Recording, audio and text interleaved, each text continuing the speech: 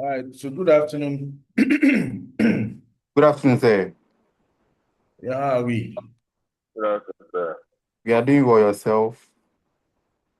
By God grace, we are managing spectrum. Thank God. So how many are you in the class? Sir, please, we are 18. 18. Yes, please. Okay, so what do I do? Should I start? How many people do we have now? We have 9. Yes, please. You have 9. And then 9 even includes me. So you are not even half of the class. Yeah. So what you do is that probably you have to place a few calls and see. I'll give you up to the next 5 minutes and I'll start, regardless the number. Okay, sir.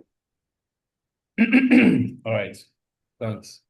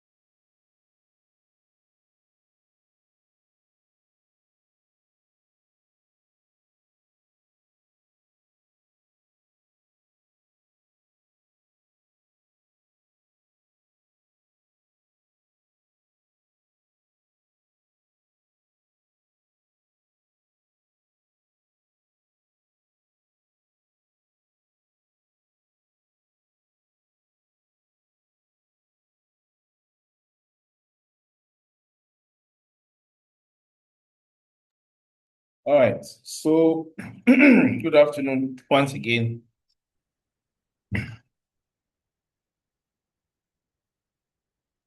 Hello. Hello, sir. Good afternoon. All right. So, I guess Good I'll afternoon, start. sir. Yes, please.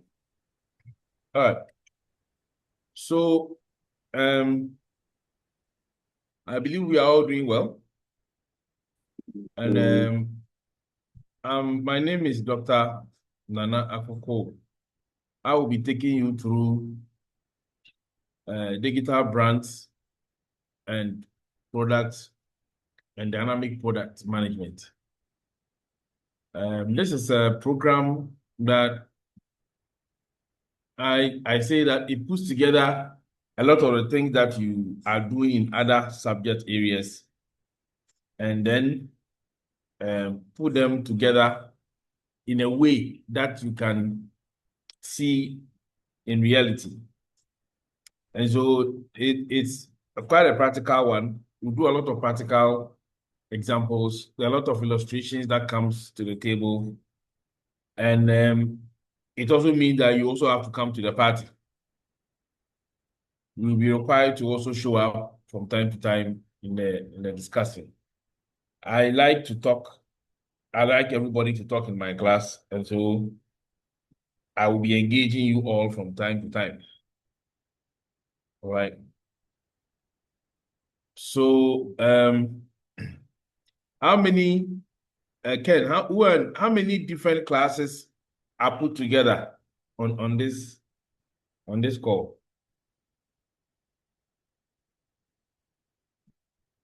Sir, please. I'm saying that we January have. 2026. Are you all first semester students?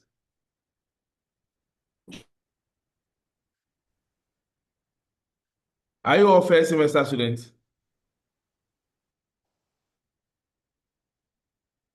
No, dog. Okay. So there are other.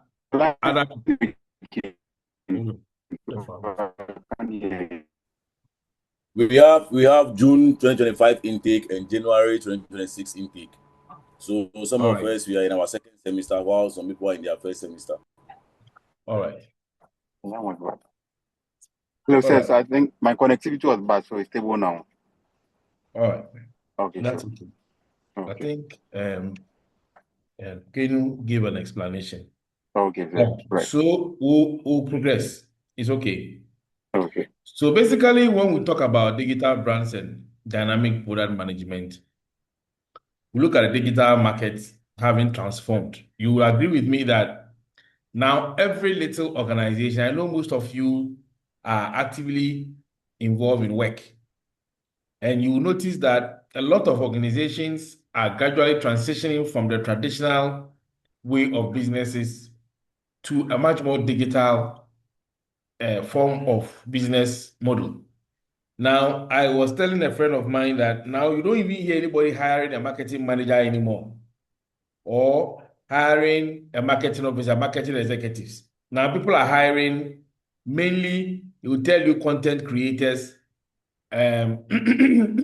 digital managers, and so on, telling you that the business of marketing, the business of branding has evolved.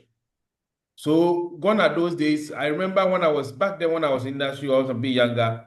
I worked as a brands manager. I worked as a brands manager for Guinness and a few other companies. Today, you don't even have any brand manager sitting down because the work of the brand manager has evolved. These have evolved into other portfolios that are more digital in nature. And therefore, it is important for us to acknowledge that in order to succeed in modern business, you must be present digitally. All right. So basically, when we talk about digitalization, then we are looking at the World Wide Web, right? Basically rely on a certain online platform that help us to engage and that help us to, create the kind of engagement that we need to have with our clientele and be able to ascertain what we want from them. In the same way, the concept and appreciation of branding has now developed into an area of co-creation. And when we say co-creation, a typical example of co-creation,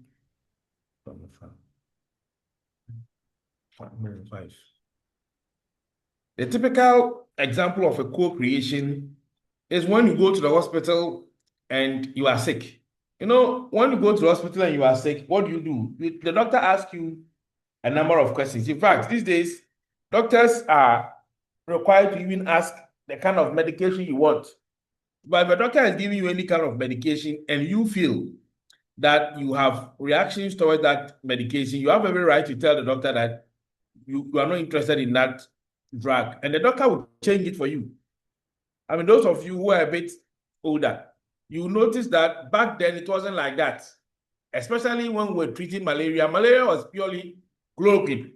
You take para, they give you a number of paracetamols, plenty chloroquine, you have to take it to cure your malaria. But now, no. There are injectables, there are suppositories based on the age of the person, and there are tablets and so on that help heal. It tells you that the essence of medicine has evolved to a point whereby now the consumer has a certain right.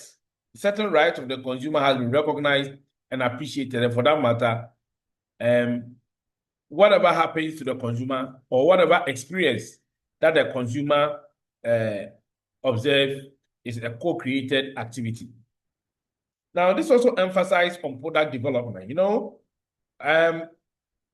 if you want to have a very good explanation of your product, I mean, those days, you have to go to the studio, record an advert. But today, what do we have? People just put camera in front of them, and then they advertise their product. Straightforward. And then it goes. I mean, it doesn't matter whether they make mistakes or whether they are not saying it right, or even, you know, it doesn't have any uniform way of flowing the information. But people still absorb the information, use it, and make the decisions. All right. So basically, branding itself has evolved, and it's important for us to appreciate that this evolvement is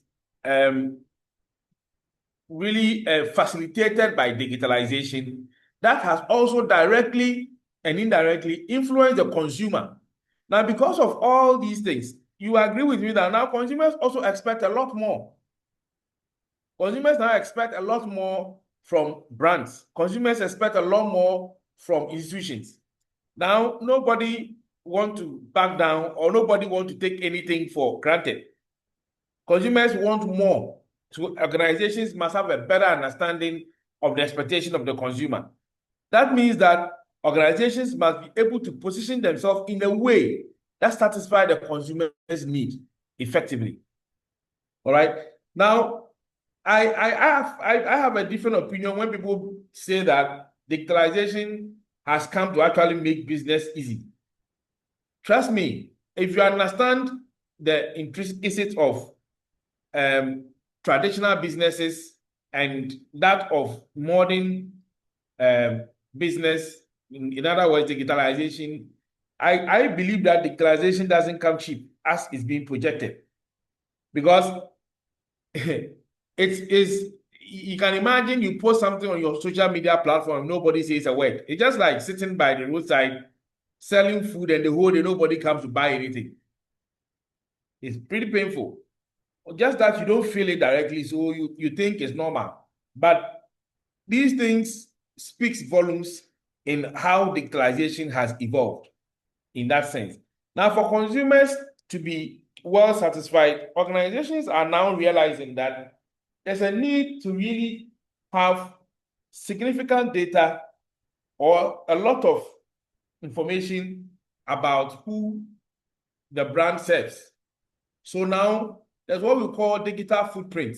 Organizations are setting up their systems to collect a lot of data from consumers. And the reason is that they want to have a better understanding of the consumer they are dealing with and to be able to engage and appreciate their expectations accordingly.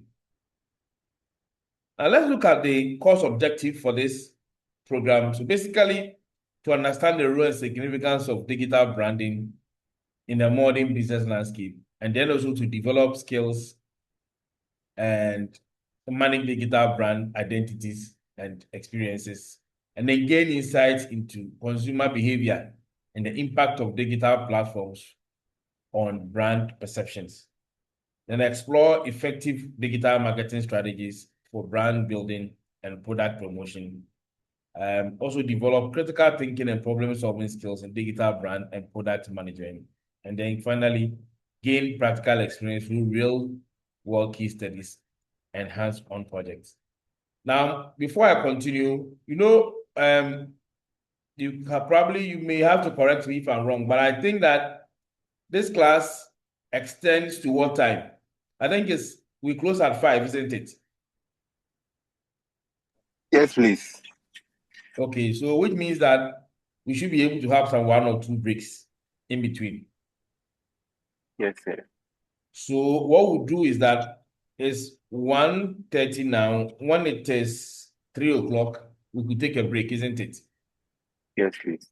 We'll take we can decide, we may take 1 30-minute break, maybe 3 to 3:30, or we take a break about 2:30, 15 minutes, 2:30, continue to like 4, take another break, and then we close. What do you think? Then maybe 3 to 3:30 is fine. 3 to 3:30. So we have one short break. Okay, Yes, yes, please. that is fine. All right, so 3 to 3:30, we pause for a break. Okay, sir. Right. No. So let's continue.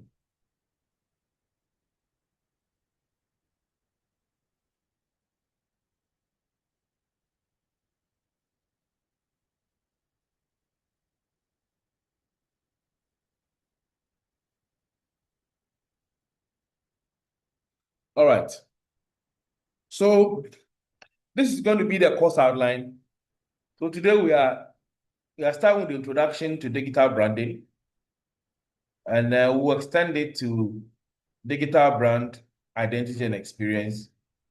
We'll have a look at consumer behavior in the digital era, product positioning and market segmentation, look at pricing strategies in the digital landscape, digital product lifecycle management, digital marketing strategies for brand building, data analysis for digital brand engagement, brand crisis management in the digital era. We'll look at emerging trends in digital branding and product management.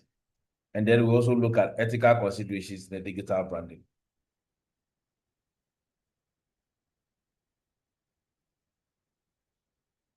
So these are your course materials that you must spend a little time. To be honest with you, I don't trust that you go and learn on your own and come and write exams. So in my class, we have a lot of activities. You do a lot of activities, and those who don't show up, please let them know. As for me, if you ask those regular students, will tell you I'll give you what you get, right? I don't believe in manipulating the system for anybody.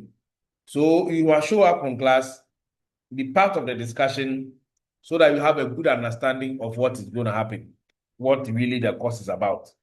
A lot of you will not show up the last minute when it's time for AI, when it's time for exam, then students will be calling you, begging you every day.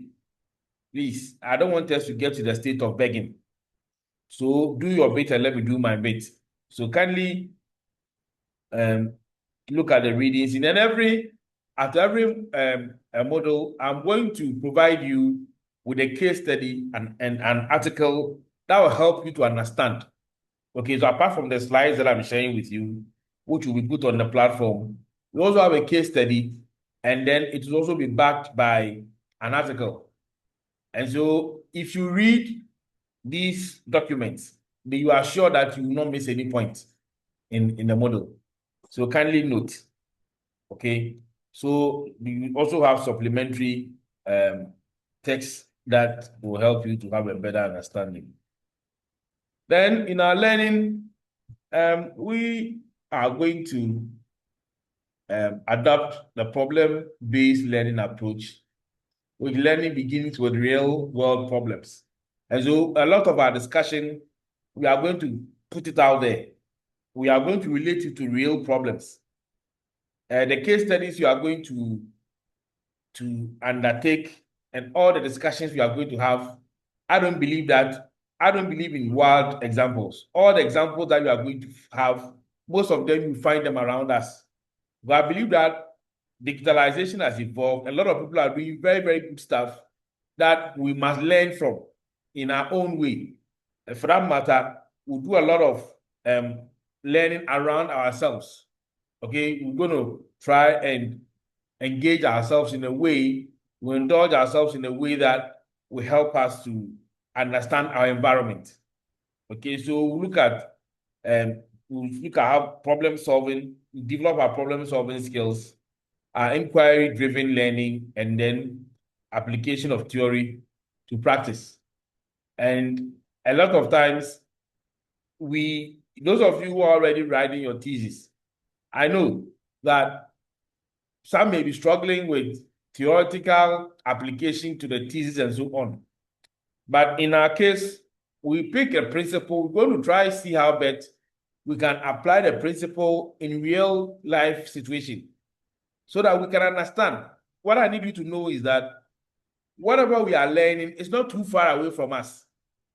We should not think that somebody sat somewhere and wrote all this text for us to read, to understand. But we want to have a problem-based learning approach whereby whatever we want to discuss, whatever idea we want to share, we must find it around ourselves. Okay, we should be able to identify it around ourselves.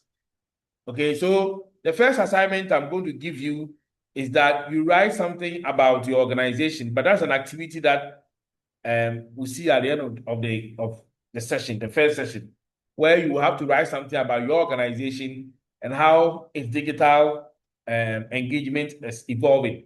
So when we get there, we'll see. Then also we'll look at some examples of case studies and scenario analysis. So we'll look at some case studies, and in the process, we come across some scenarios that we want to analyze to see how well or how effective they are in what we are discussing. Now, in terms of assessment, this is how it's going to happen. So you have an individual assignment that carry 10 marks. You have your class participation. That's what I'm saying. One, I'm going to mark attendance because we are spending a very short time. And so you must make that time for us to engage. So I'm going to look at participation as well. And then you have case study analysis and presentation. When we get there we'll see. We'll have a case study that will give you a case study for you to work on it and then come and do a presentation to the whole class, not me alone. So everybody will listen to what you are saying. Then also, we'll end up the semester with our regular semester examination that carries 60 marks. Any question at this point?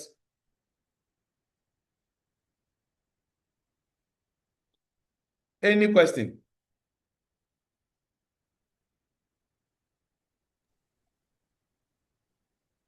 All right.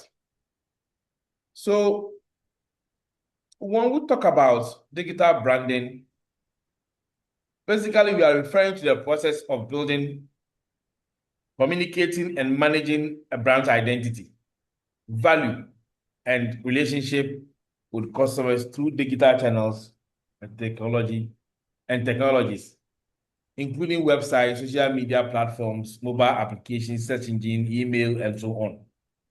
Now, basically, what we want to say is that we want to talk about digital brands, which there are some Can anybody explain to us the difference between your brand, digital branding, and the regular branding? Anybody share with us your understanding of the regular branding and digital brands?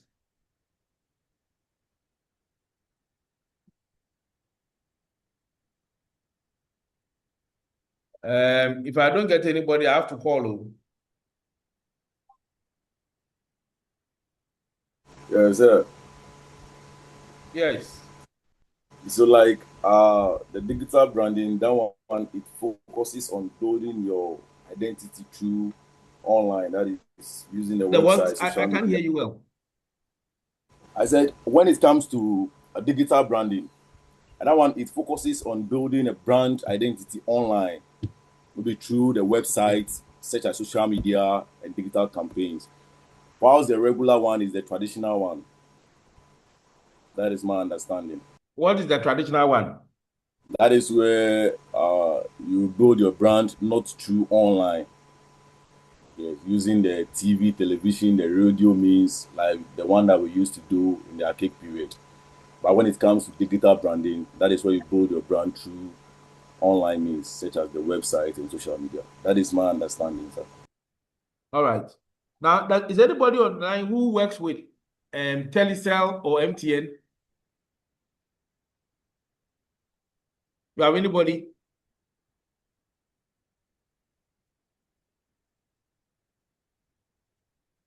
Anybody? All right. So, fine. Let me try and make the differentiation. You know, gone are the days that organizations were so fixated about their brand name and the brand collaterals. So, for instance, the reason why I'm asking for Telecel or MTN, how often do you see an MTN branded vehicle involved in an accident? Have you seen one before? No. No, sir. You haven't seen one before, right?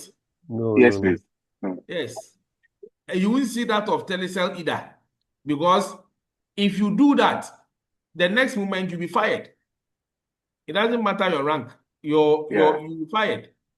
The reason is that they cannot come to a point whereby their vehicles will be seen as involved in an accident, whether it is their fault or otherwise. Now, I have a friend, a colleague of mine back then who worked there. He lost his job because he was involved in an accident. And you know, these days, when you are involved in an accident, the next minute, somebody will just take a picture of the vehicle and put it online. And do you know what it means to your stakeholders, your shareholders? That's a big problem.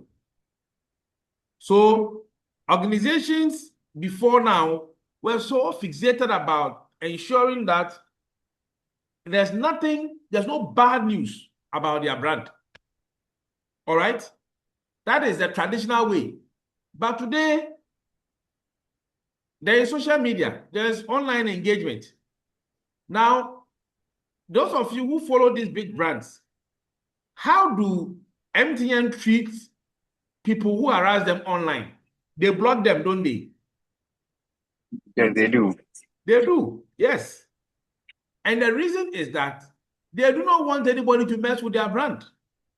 So I need you to understand the differences in the traditional digital philosophy and the traditional branding ideology and then the digital branding ideology, because they are not the same. Each of them come with their own dynamics, and for that matter, when it comes to engagement or when it comes to appreciating what matters, they all have a specific role that they play. Yes. All right. Now, again, That's right. yeah, please go on. So no, I was responding to what you were saying. That yes, sir. Yeah. Yes. So those are the things. That's how these things happen. And so that's clearly the differentiation between traditional branding and digital branding. Now, the difficulty with the digital branding is the mileage, because you may have a shareholder who doesn't even come to Ghana, a shareholder who sits somewhere in the US of A. So you can imagine if somebody posts a defaming information about you, and then the person have to read it online. That's a big deal. So it becomes very, very difficult to manage some of these. That is why in the academic arena, we are forced to treat subjects like this, digital brands, which is one of the key components in ensuring successful brand online. Okay, so basically, when you talk about digital branding, it aims at forging the relationship between customers and its offerings to create brand recognition and recognition digitally. So you want to make sure that your brand is being recognized, and you're also building the necessary relationships. All right. Now, gone are the days that you were just interested in having a social media handle. Now, when you have a social media handle, it's a lot of work. And it's much more complicated where the social media platforms are no more the same. You can see clear differentiation in the framework. So if you want to go on Instagram, for instance, if you want to post an information on Instagram, do you post the same information on Facebook? I'm asking. In case you want to post an information of your brand on Instagram, do you replicate the same content on Facebook or YouTube? Okay, with No, Facebook. no, sir. No, sir. Yes.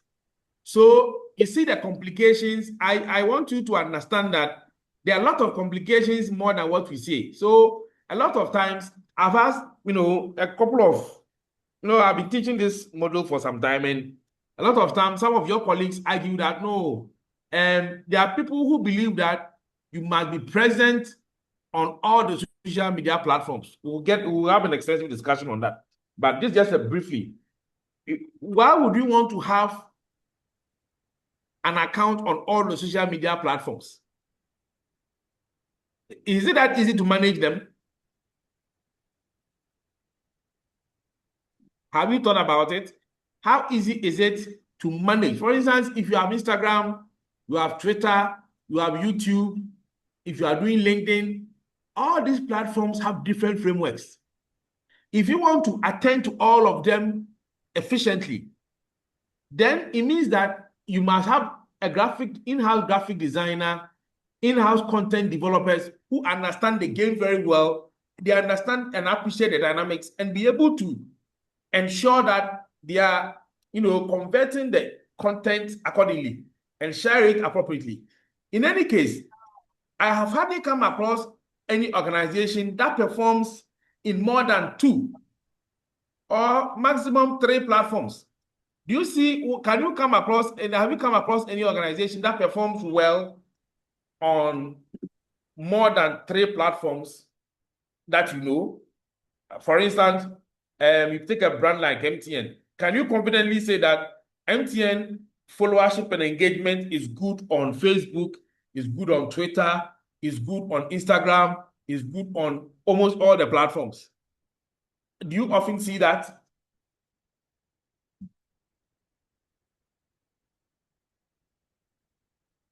I'm asking, is this something that we often see?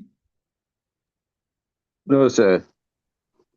Yeah, because even if you want to do that, over time, you will get to know that your clientele base or your customers are tilted to 1 or 2 of these platforms. And that's where you put much effort. So you realize that institutions that have multiple accounts on different platforms, they end up using 2, maximum 3.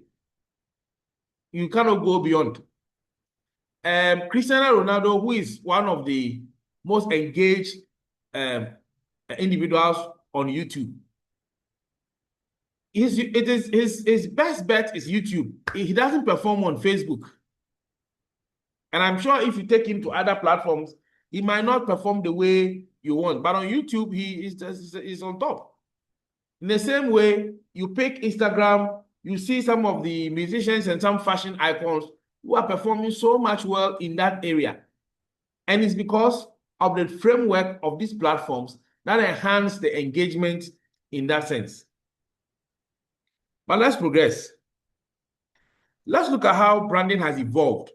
So let's look at the dynamics or the dimensions, and then we look at the traditional ones and the digital branding, how it has evolved. So if you take brand communication, for instance, traditionally it was a one-way kind of communication. So back then, if Guinness want to run a promotion, Guinness would buy airtime at or if Guinness want to share any information, you only have to buy airtime at GVC and TV3 and block the space for a period of time, 3 months campaign, and then they run it extensively. Now, in those kind of engagement, you notice that what was lacking was a level of interaction, which we have today. Now, in the digital brand evolution now there's a two-way form of communication. Hitherto, we only had one way. So the organization will just go and buy airtime, create an advertisement, and then pay ahead of time, and they will run the advert for the whole period. But now it's a two-way engagement whereby if your advert is not looking good or if your communication is inappropriate, I mean, if you post it this morning, by tomorrow morning, somebody will tell you, isn't it? And so if you don't take care, you realize that you come to a point whereby you notice that you are not alone. You are co-creating the brand. So the person, the recipient of your brand at the other side, equally has a right to say something about your brand. And sometimes we wish that it is positive. Then there's also consumer role. So back then, the consumer's role was passive, recipient of brand messages. In the traditional branding form of engagement, you only wait for the brand to share an information with you, isn't it? But now it is more active. It is more of co-creation and through engagement, review, and content sharing.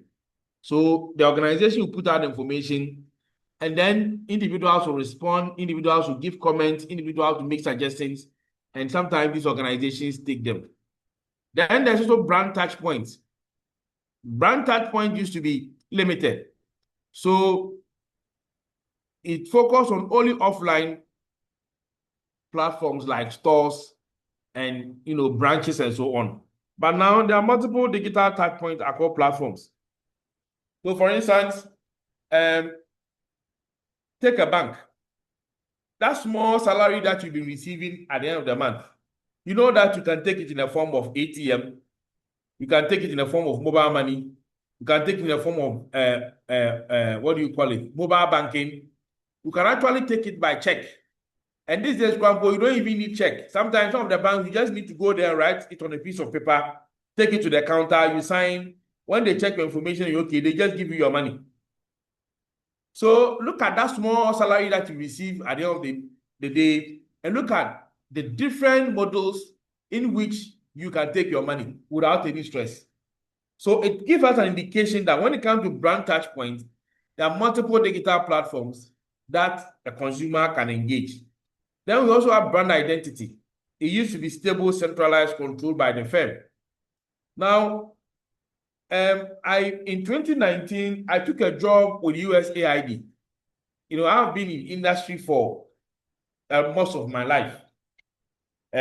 So when I took up the job, the project focused on providing sexual health education for youth. Now, in the project, when I took up the project, I look at their social media. In fact, one of the tasks that was given to me was to improve the social media platform, how to grow it and ensure that it becomes more engaging. Now, I noticed that in the process of understanding or tracking what is happening with our brand, I noticed that a lot of the people who responded to our comments or our information were between 16 and in fact 21. Meanwhile, in our statutes, in the project that USAID was running was targeting people from the age of 21 to 25, from 20 to 25, university going ages, like first year university graduates. Mainly that was the focus. Now, when I look at the back end, what I noticed was that most of the people who were responding and engaging us, but some were like 14 years.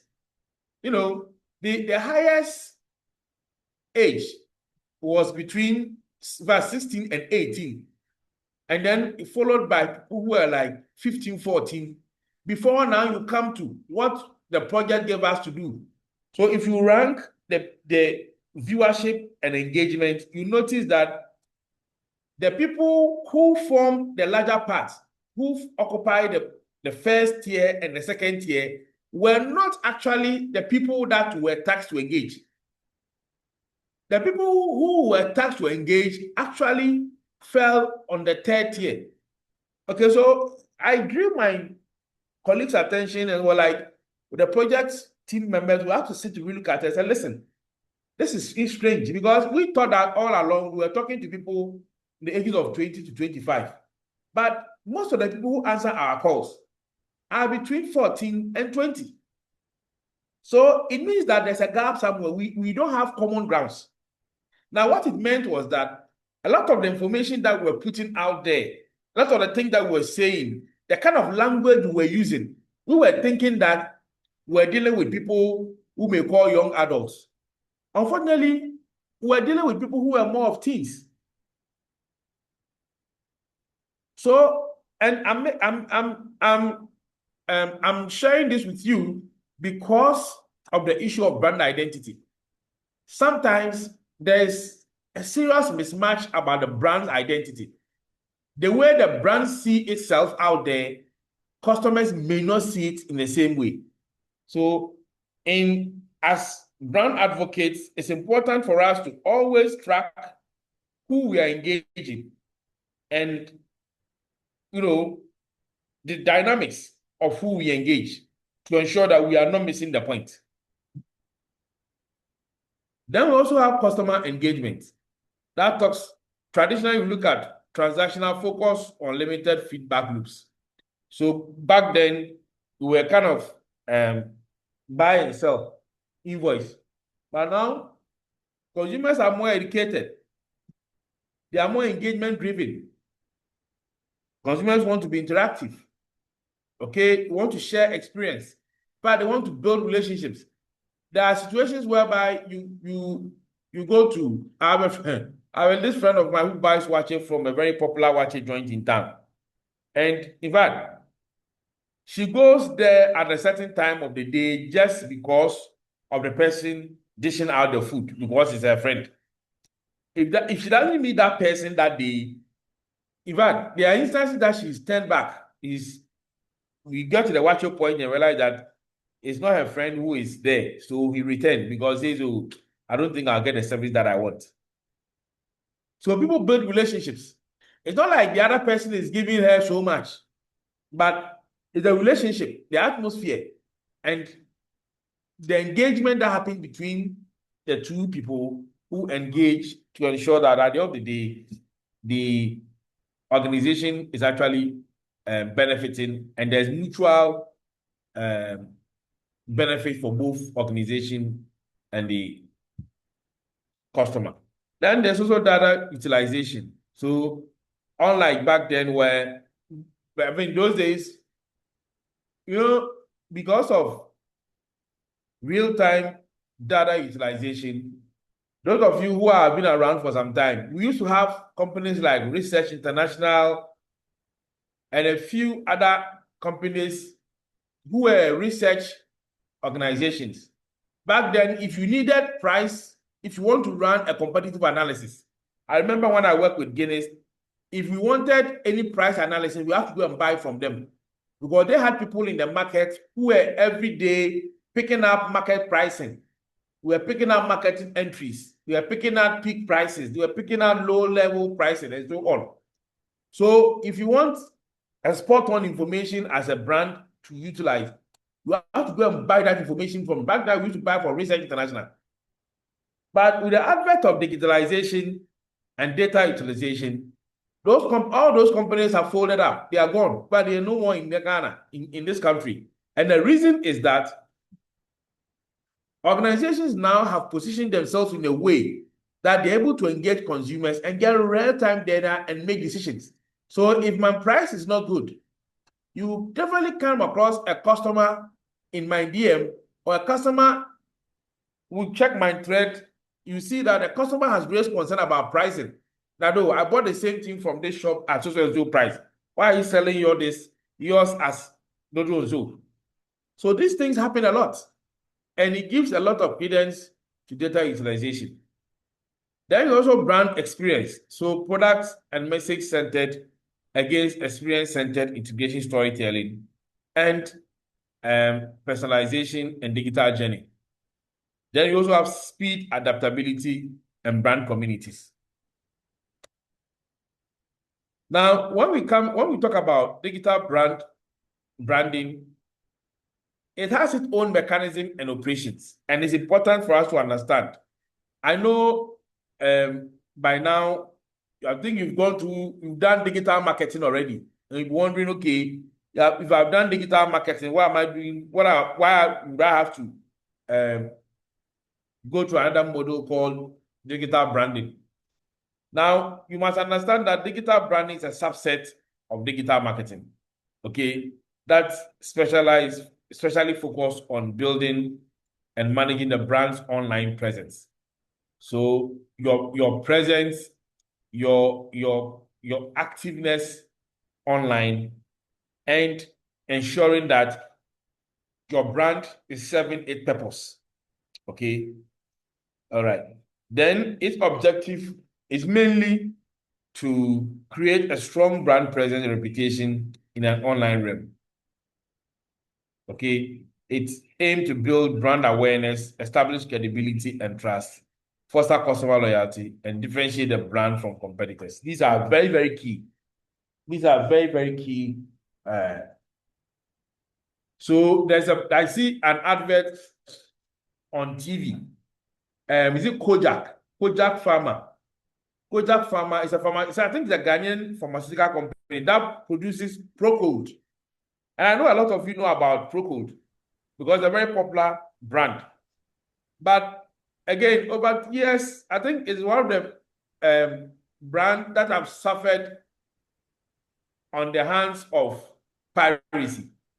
So people bring similar products, inferior quality, and put it on the market. They've never been able to manage it, but as far as I'm concerned.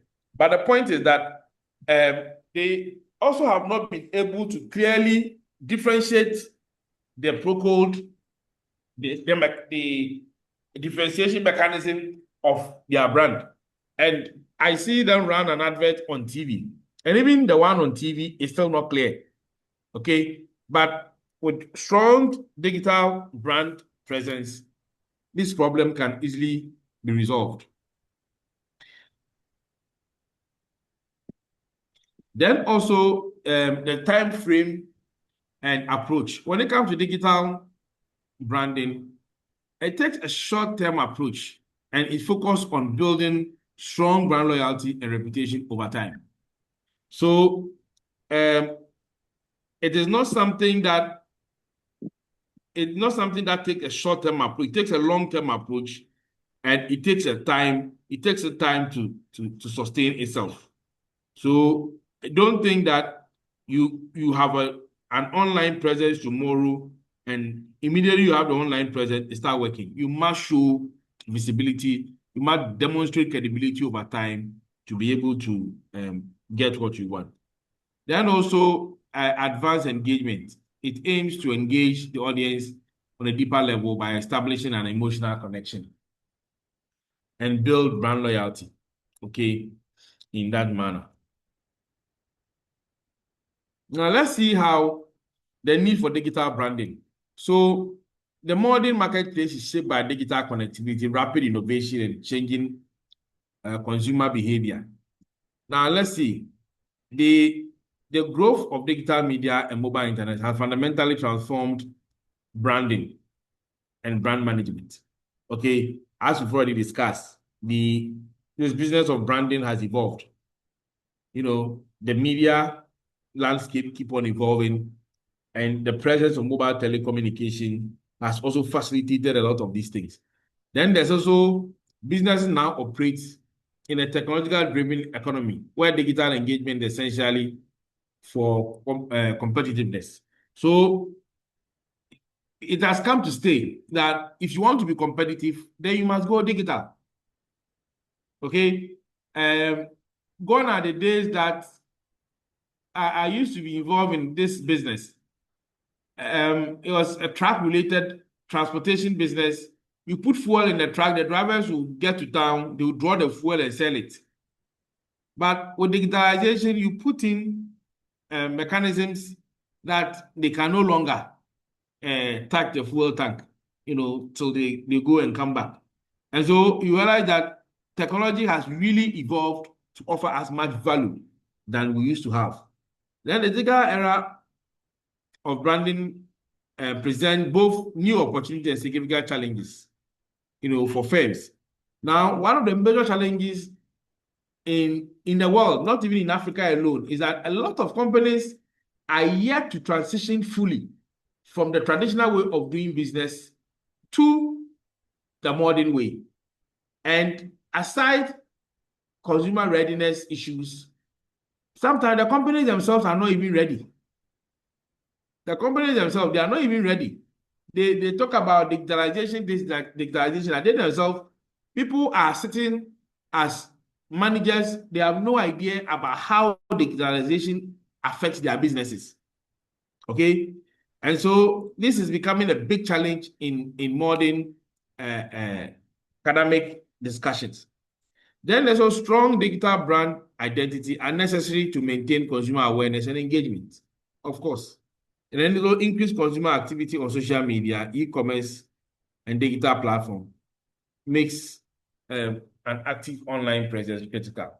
And then brand must adopt innovation, okay, interactive and data-driven branding strategy to succeed. Then also the program focus on building, managing, and sustaining effective digital brands in a dynamic market. Any question at this point?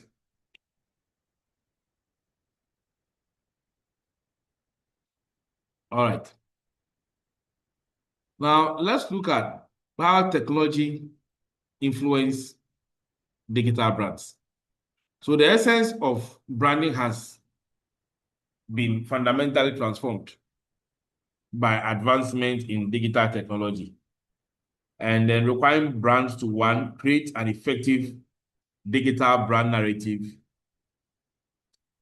two, to have digital media and content creativity dynamism, and then also nurture digital relationships, and then also content distribution to channel based on consumer data and habits. Now, when we talk about, we'll pick each of them to engage it properly. Now, when we talk about creating digital brand narratives, what are we talking about? When we talk about creating a brand narrative, what we look for is that we are talking about defining brand identity in the digital space, establishing core values, mission, and positioning. Now, one of the most important elements in this is how do you establish core values? How do you establish your position of a brand, okay, on a digital platform? So, and it to be able to answer the fundamental question of defining your brand identity. So there's this guy I follow on, is it TikTok? He's a Ghanaian, some fancy guy who talks about, the company name is C2 or something. He talks about very cheap phones, like electronic gadgets. So technological gadget, if you want a TV, I think basically he sells only second-hand things. So if you want used phones, use laptops, use tablets, almost use those things,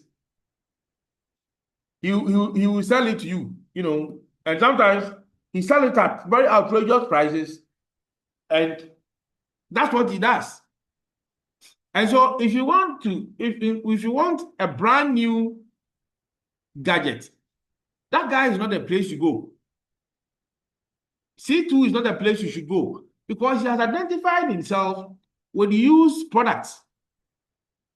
He shows that well. He will tell you where the source of the brand is coming from, and he tells you that this brand has a good health life.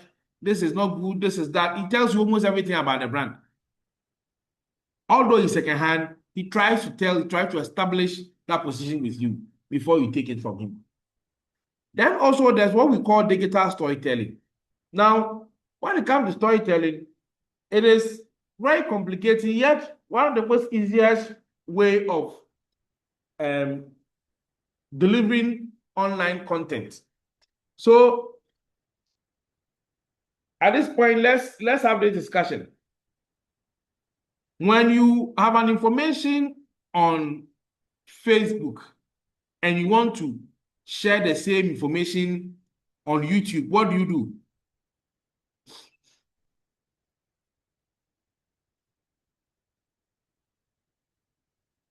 Yes, I've been talking for some time. I need to hear. Say your question again, please. I'm saying that if you have content that you want to share on another platform, say from Facebook, sorry, you want to share the same content on YouTube, what do you do?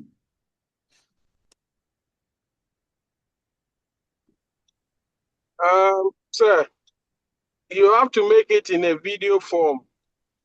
Exactly. Because Now, when you make it in a video form, do you believe that the content will be the same?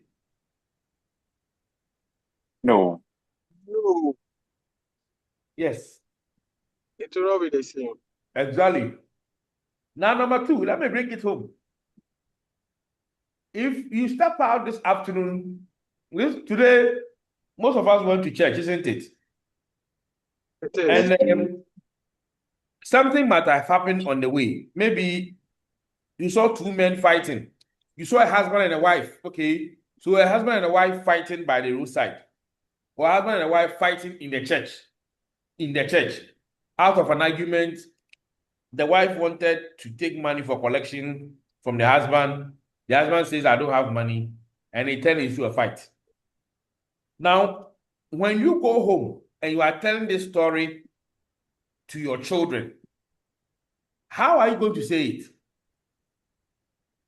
Although you are a party that witnessed everything that happened, the incident in the church hall, when you have to tell the same story to your wife, you will say it in a different way. If you want to tell the same story to your friend at school, you are going to say it, but you are going to leave certain elements and add certain elements. The same story, if you have to tell the same story to your wife, you will say it in a way, add certain jargons, and so on, isn't it? And then if your pastor also calls you and tell you that, Ken, come and explain to me what happened, you are also going to tell the pastor a different thing. What are you doing? It's simply storytelling. Yeah. That's the essence of storytelling. It's the same content, but it's being shared in different ways. Exactly. So, for instance, if you want to tell the same story to your grandmother, who hardly hears or cannot hear well, what are some of the words that you are going to use? How much time are you going to explain the story? If you have to explain the same story to your mother, this time not your grandmother, but your mother, who has a better hearing, what will you say? If you have to explain it to your wife, what will you say? Though they are all women, you notice that the hearing ability of these three people I've mentioned are not the same. their understanding of contemporary issues are not the same. In fact, maybe for your wife, when you tell your wife, you say, oh, for this woman, one day that was not here, they be only could put that. So for your wife, it's no news. But your mother will say, oh, this is sad. Your grandmother will say, oh, where they have they will be you. You understand? These three women are going to give you different versions of responses to the same storyline. And you, in return, you're going to tell them the story in different ways. And that's what storytelling is about. So storytelling simply means your ability to be able to tell the story, a compelling story that narrates to the connects to the emotions of the audience. So if you are telling the story to your wife, you know how your wife is going to react. And so you tell it in a way to engage her reaction. If you are telling the same story to your children, you tell it to your children in the form of telling them to learn a lesson. Because if you are telling this to your wife, it may be telling your wife to laugh over it. Are you getting my point? Yes, please. The purpose of you telling the same story to your wife is just to probably laugh over it. But if you are telling the same story to your children, you tell the children to learn a lesson from it. So you are going to say the same story in a way that teaches a lesson. But technically, if you evaluate the storyline is that there was a fight between a husband and wife at the church hall. That's it. And the fight was about collection. That's it. All right. Now let's make progress. Then also there's consistency across platforms. If you want to create digital brand narratives, then you must be consistent. Although we say that across platforms you must be consistent, but we all agree, and like you learned, we are likely not to get the exact information, but the context of the information we are sharing must be consistent enough. Okay, so the same, you can't say that you are running the advert in Twi language, so you are changing the concept. Hello? The concept must be the same. The concept must be the same, and either you translate it to whatever language that you want. All right. Then there's also leveraging user-generated content. That's encouraging consumers to participate in brand activities and brand active engagements. Then there's also data-driven brand messaging that is using analytics to refine and personalize brand narratives. And I've given you some examples. So Nike, for instance, what do? Nike digital identity revolves around innovation, empowerment, and performance. Okay, its mission to bring inspiration and innovation to every athletic in the world.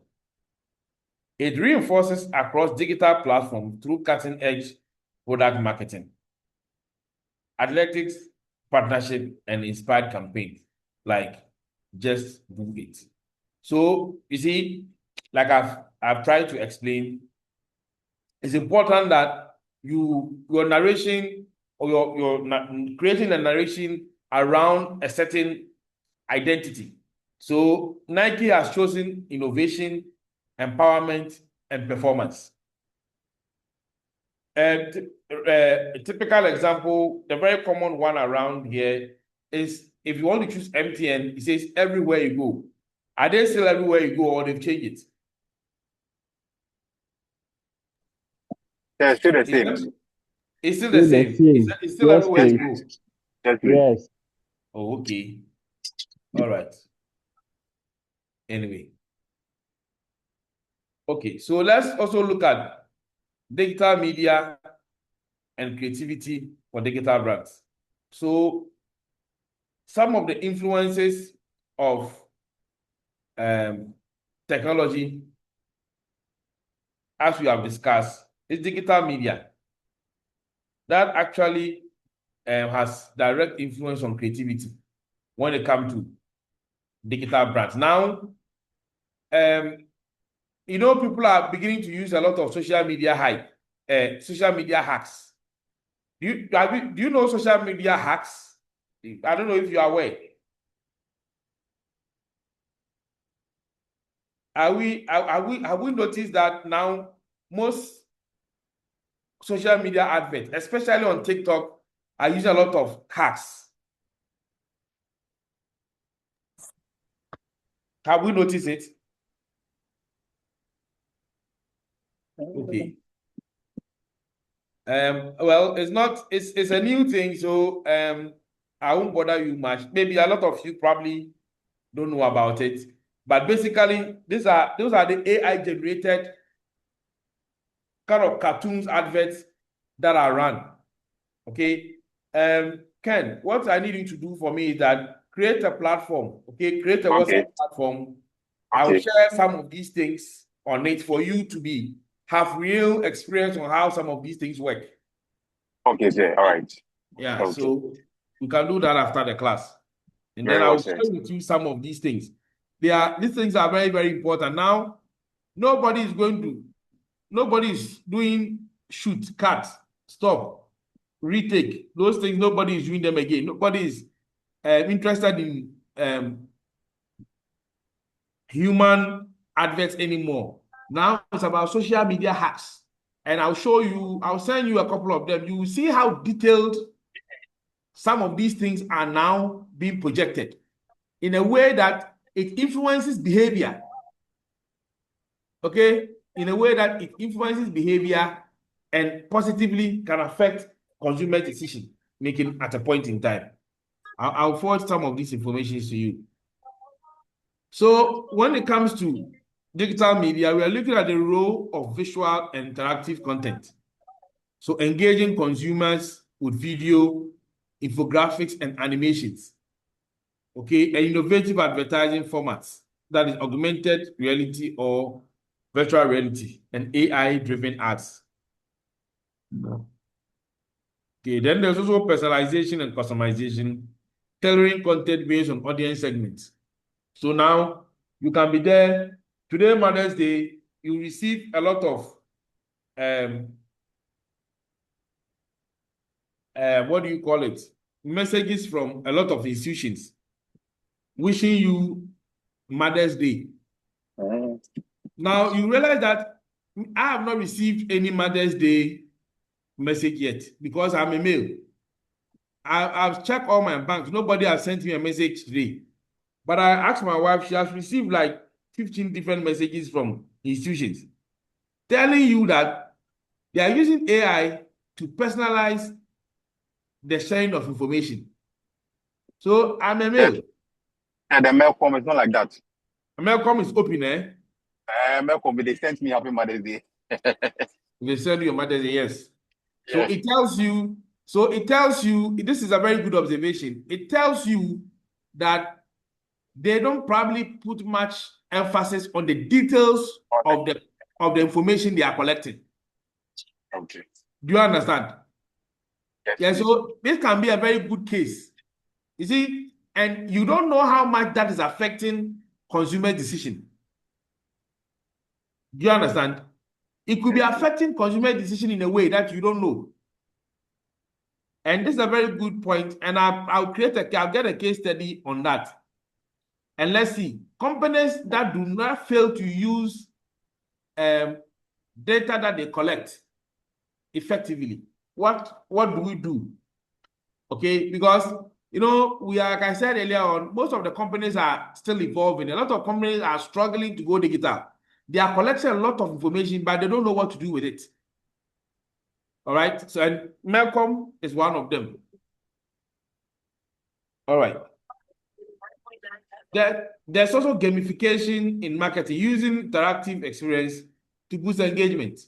So the modern consumer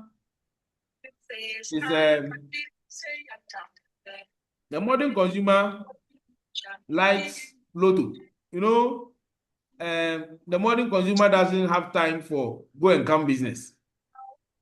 For a typical modern consumer, instant gratification. Okay, they want gamification. They want gamification. They want it to be competitive. They want it to be exciting. All right. In experiencing the brand, they want it to be interactive.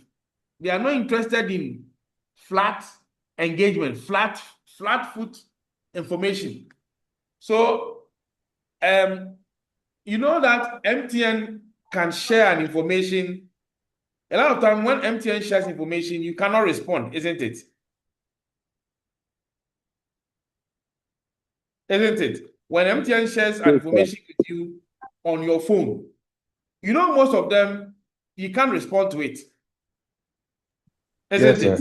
Yes, Yes, please. it is. Yes. And this is It's 1 week. intentional.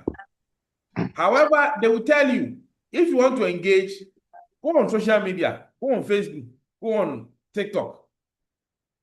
That is where the TikTok would give it some kind of interactive form of an engagement. But on your phone, if for instance you are using Yam, okay, if you are using Yam, that message will come to you, but you can't respond. You know, there are some messages based on the phone that you have, you can't even respond, you won't see anything. There are some phones that will also give you the opportunity to engage and, you know, share certain much information. All right. So we also have emerging trends in digital creativity, that is influencer collaborations, AI-generated content, and immersive campaigns. Okay, and example is Airbnb, you know, who belonging anywhere. So Airbnb's brand narrative focus on human connections. So as I sit in my house now, I can convert one of my rooms to be an Airbnb, what do you call it? Spot. And doing the, what do you call it? During 30 December, you get somebody to come and pick from somewhere who you don't know. So what are they promoting? They are promoting human connections. And when you meet these people, you connect with them. So today, people are living, there are apartments that have 2-3 people, 2-3 different people who live in the same apartment. It's shared apartments, isn't it? Like what we have in our hostels. People that you don't know from anywhere, you come to school, you meet with them, and you happen to be in the same room, and for 2, 3, 4 years that you be in a school.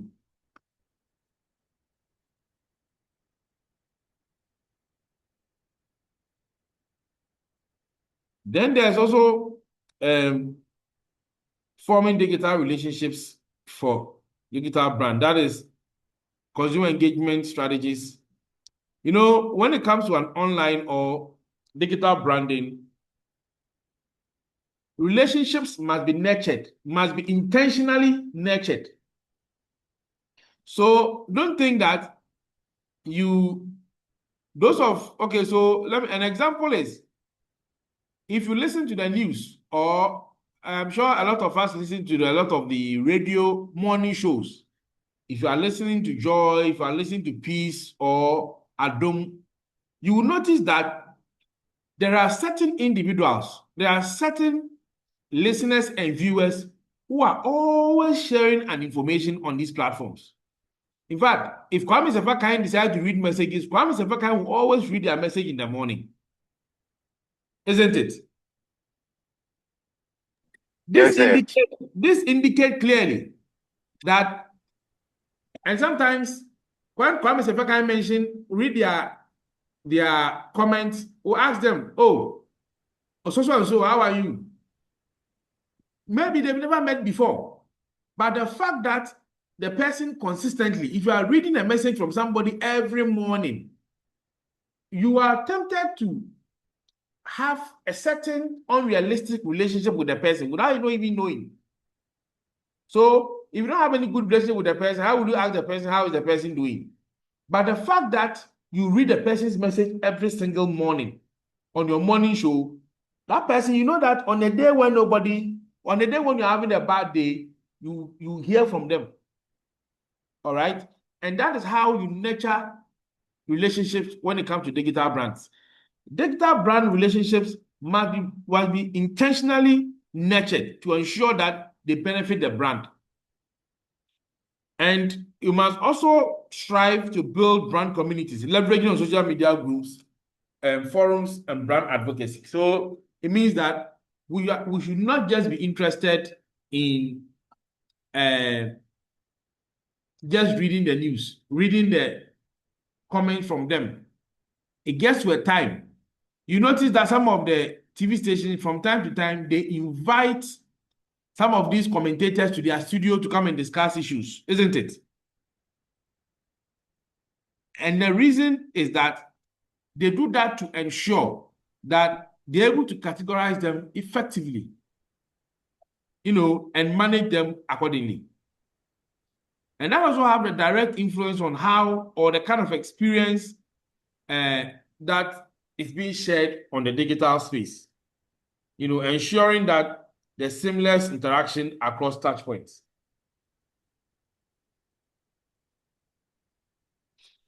Now, there's also the issue of trust and transparency in a digital brand, and that ensures ethical marketing, authentic communication, and data privacy concerns. And down there is the example by Apple.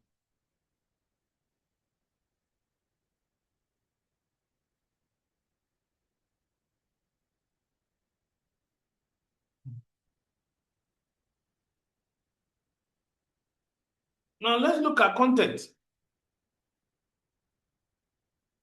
When it comes to content distribution, the channel based on consumer data and habits, you must understand the consumer behavior. And you can only do that effectively when you use data analytics to track user references and data interaction and digital interactions. Now that helps you to actually now ensure that you have a better understanding of the behaviors of the consumer. And now based on that, you see, your habits has an influence on your behavior. And so in the same way, attitudes and behaviors. So your habits, your attitude has an influence on your behavior that shows in the habits that you show. All right. And so these things work in line. So it's important to track it. And the best way to do it is track data to interpret the consumer's data to understand the trends in what they do.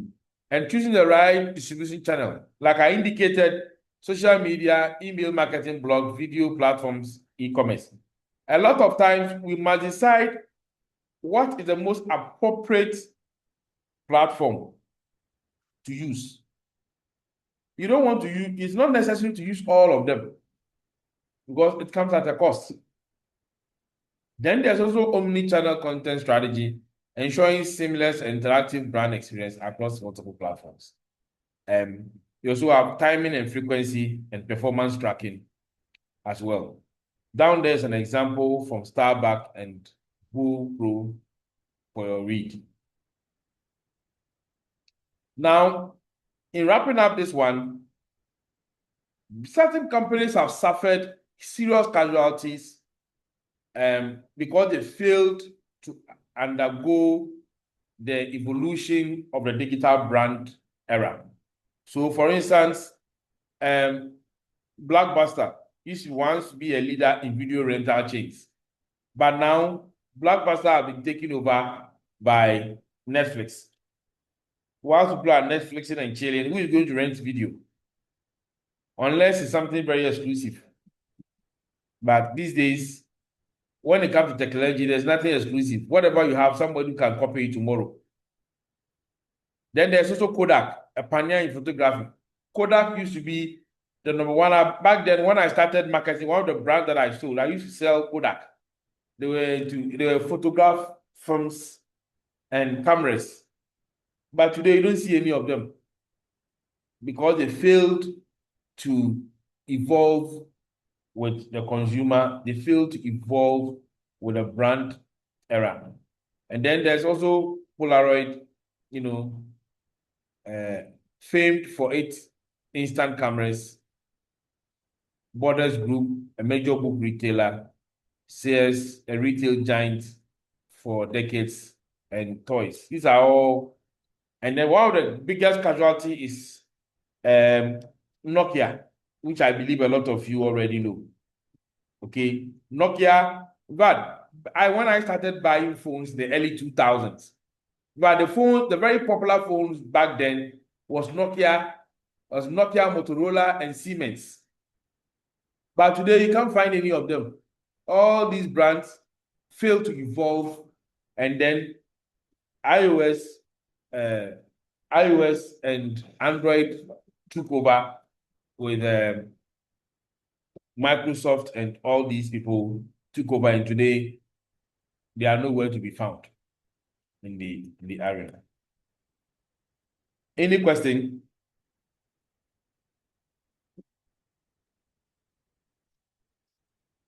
All right, now let's look at digital brand disruptors. So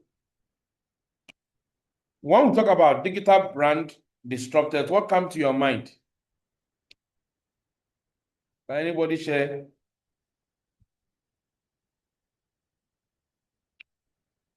When we talk about digital brand disruptors, what comes to your mind? Oh, sir, can it be the challenges that digital branding face? Can it be what? The challenges that this digital branding faces. Not exactly. Not exactly. Any more try? Okay. Doc, Can maybe it I Doc, want to Doc, the think that question the again. hackers. I said that what comes to your mind when we talk about digital brand disruptors? Okay, So, network. oh, hello. Internet, Yes. internet connectivity problem. No, one after the other, please. No, it's not internet connectivity.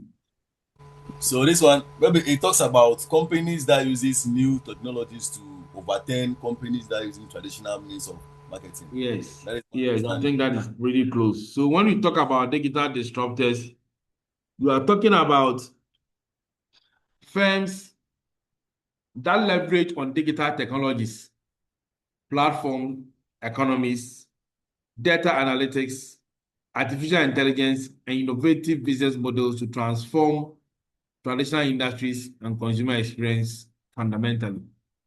So, just like I mentioned before, Netflix, you know how Netflix happened? Netflix happened overnight. It was like, it's Netflix and chill. In fact, it got worse when they added the chill. The chill came from the Nigerians.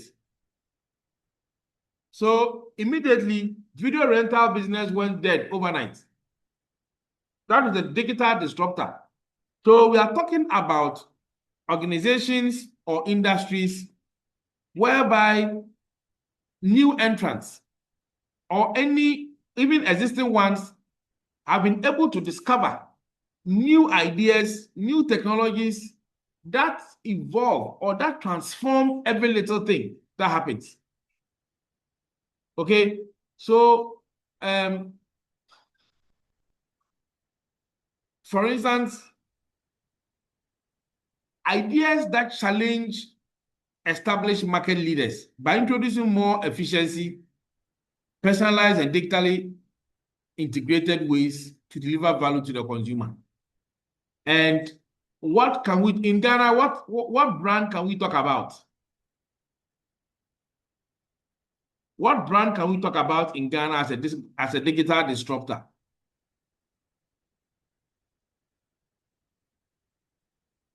Based on explanation.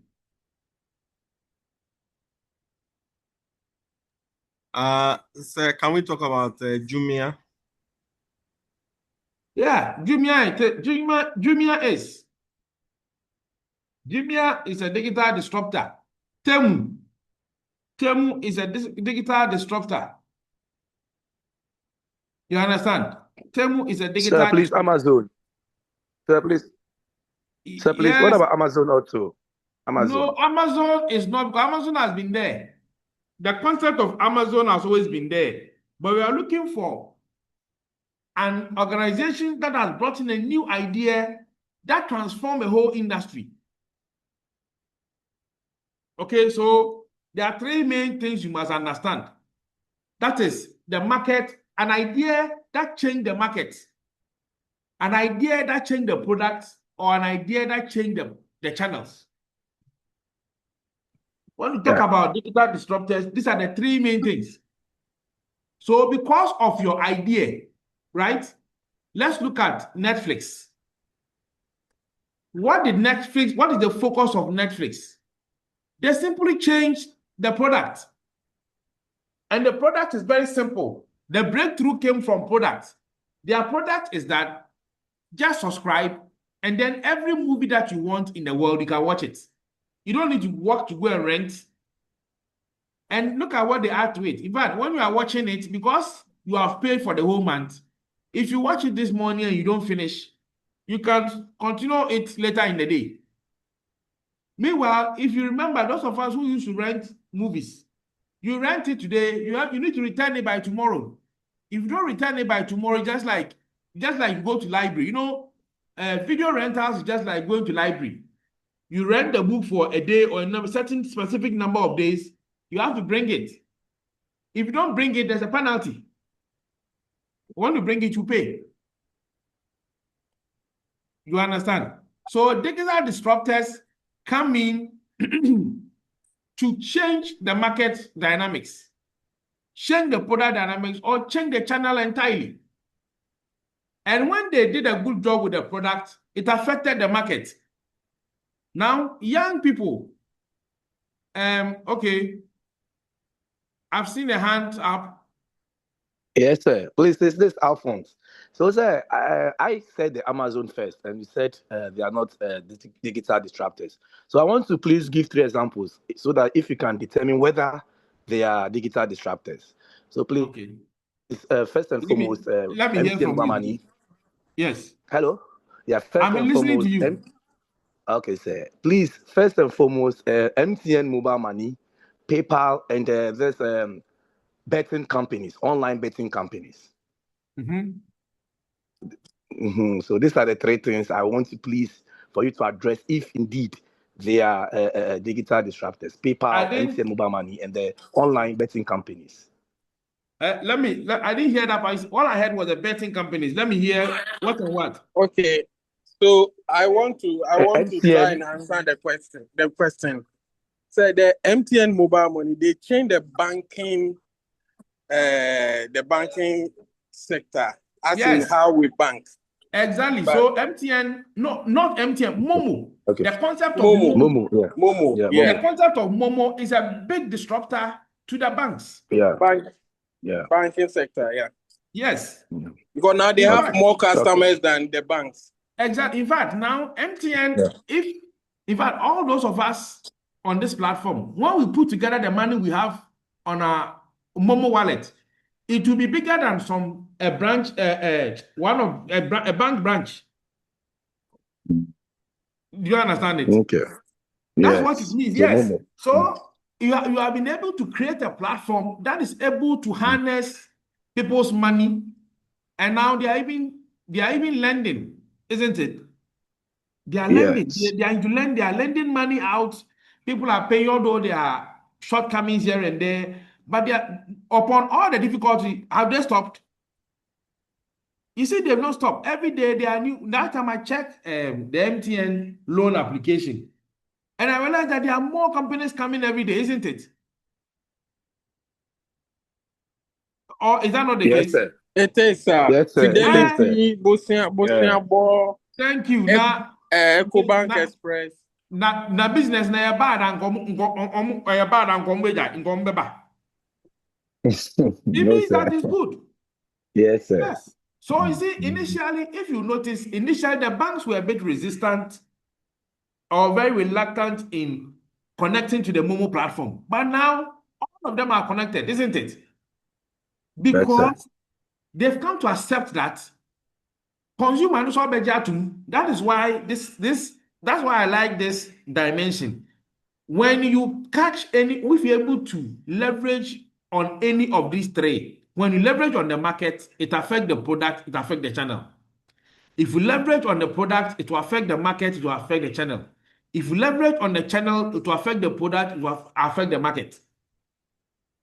Now, gone are the days that what do? You want to buy something from Accra.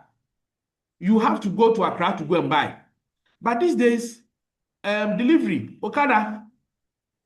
And you know that this Okada business have come. Now you know that EMS, the Ghana Post, is also trying to introduce this Okada business. Are you aware? Yes, EMS. Yes, because they've come to realize that they cannot do anything about it. And Okada is a distribution channel. Okada is a distribution channel. What it does is that it goes to all the corners that your bus cannot go. So all the bad roads in corner here in Accra, look at the way Accra has expanded. And you say you want to wait for somebody to bring a taxi to your house. It will never come. So the Okada will deliver to you quickly and go back. So Okada business in Ghana has also influenced transportation system and delivery practices in the country. And that falls under channel. You understand?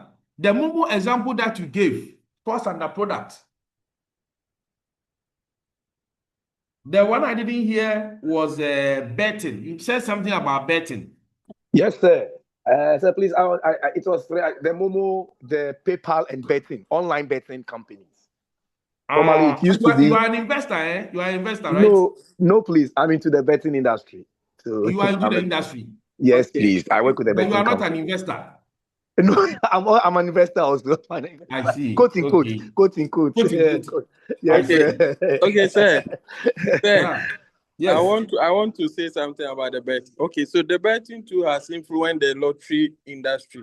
You know, at first there has to be some box somewhere for people to go. Since the betting came, now NLA is also doing.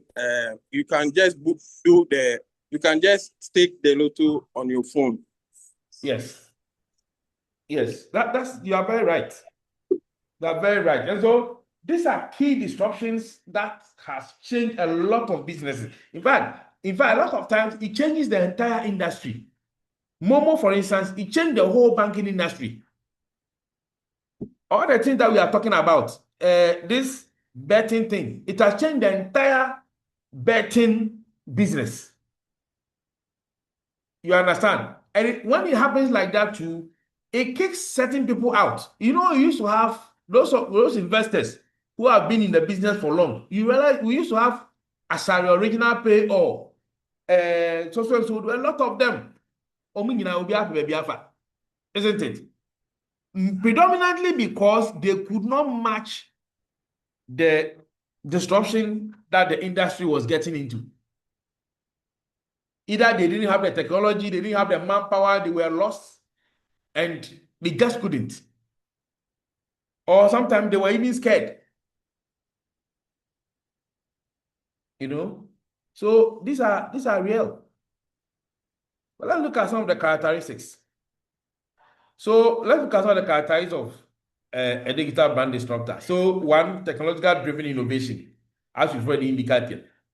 These brands rely heavily on digital infrastructure such as mobile applications, cloud computing, big data, and artificial intelligence to improve customer experience. Then also, number two, we have platform-based ecosystem. Okay, main disruptor operates platforms business model that connect user, producer, and service delivery in real time. Now, those of you who have businesses in China, I'm told that now when you go to China and you go to a factory you want to buy, you buy from them, they will organize your freight arrangement for you if you like. They will organize all you pay and then they will deliver to your doorstep here in Ghana. Meanwhile, we used to have agents. agents who were duping people here and there every now and then. But now these changes are happening. Then there's also a data-driven personalization. That is, digital disruptors use consumer data and algorithm systems to personalize content, advertise, and recommend, thereby increasing engagement and customer retention.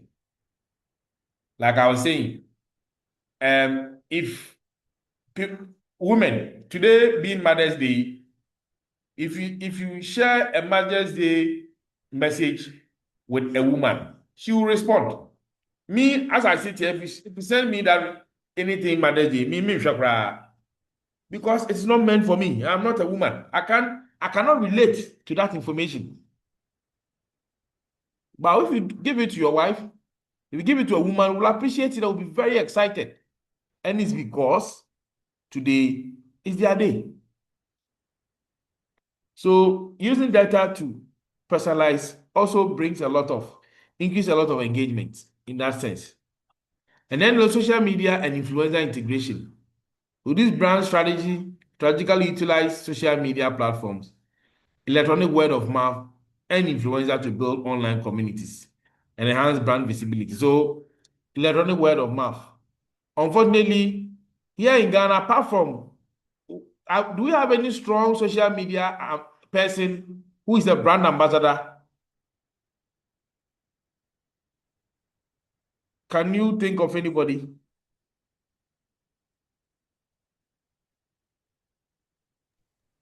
Do you have anybody in mind? No, not yet. Yeah, a lot of them are rather either into other what do you call it? Other crafts, and then we leverage on that one to try to do something. Okay, we don't have purely social media icons because the content creators that we have in our part of the world are not, unfortunately, it's not that, it's so fragmented, it's not organized, it doesn't have any direction. So if you have a brand and you want a social media influencer, who will you, if you have a budget to select a social media influencer to work for you, who will you go for? You understand? It's not clear. Unless you go for my friend Shatawali. And he will take you to another level. Okay. You know, he is not a pure social media icon, isn't it? He is into music, and then you want him to be on your brand. But that's not the best. If you are being digitally oriented, then you must get somebody who has that digital presence and somebody who is into it. And here in that part of the world, we don't have much of those people. Hello, sir. Yes, please. Yes, so can we talk about Woodmaya in this case? Woodmaya is one. Yes, Woodmaya is a clear example of that. So if you want a strong social media influencer, Woodmaya is one. Because everything he does is social media related. He's not like, you see, in his craft, he's not doing something else that has social media relation. He's directly using social media completely. Are you getting the difference? Yes. Yes. So Woodmaya is it? For your Sheldon. Yes, but would you choose Kojo Sheldon will you put him on your brand? No. Asam no. I'd rather put Dorsey Boateng. Okay. You understand? So sometimes I always, a couple of times when I consult, I ask my clients, if individually, will you put so person on your brand? One kasa wo hwe ade na wotimu sa ade no one kasa kura wo be. You understand? Ade a one kasa wo mpe no, if at the fact that you don't like, who do you think likes it? And again, if you want an influencer, what is the influencer bringing on the table? why Shatawale and Storm Energy drink worked out? Because Shatawale brings energy. And the Storm Energy drink, well, and not you, Storm Energy drink, and you go for somebody who is bringing energy. So it matches it perfect. Do you understand? It matches the combination, it matches it well because they both have the same objective. So if you are selecting an icon, a social media icon, or a social media influencer to help your brand, you must consider the output. What do they bring on the table? What can they do for you?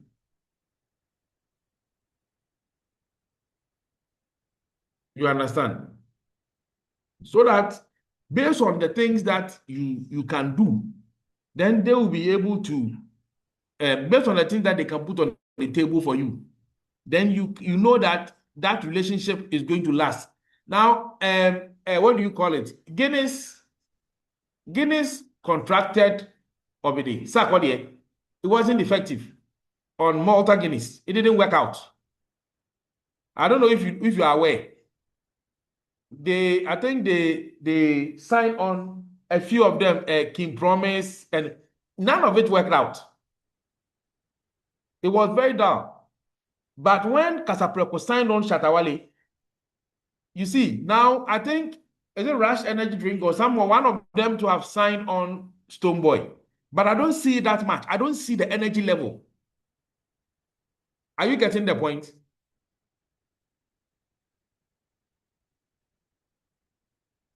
Hello? Hello, sir. Yeah, Hello, we are sir, we all are here. Hello, Yeah. sir. Yeah. Yeah, so I need you to understand because a lot of time we are tempted to think that, oh, the person is an icon. So Blanco. Blanco is very popular, but if you put Blanco on a high level energy brand, it will fail. Because, in fact, are you getting the point? But you put Shatawale there, overnight it will pick. Shatawale told me, if that time I met him, I told him that he should monetize, the pictures that the trot people put on their cars, they buy. So why doesn't he promote it himself and sign on it? He should promote it himself and say he will get some small money from that because they buy that a lot. You go to Circle, go to Accra, you cannot find that. Every 5 trot buses that passes by, you find Shatawale something in it. Out of the 5, you can find 2 or 3 that has something to do with Shatawale. Either they are drinking the Storm Energy drink. In fact, sometimes when they buy it because of him. And he tells you that his energy level and the brand, what the brand wants, is exactly what they are getting.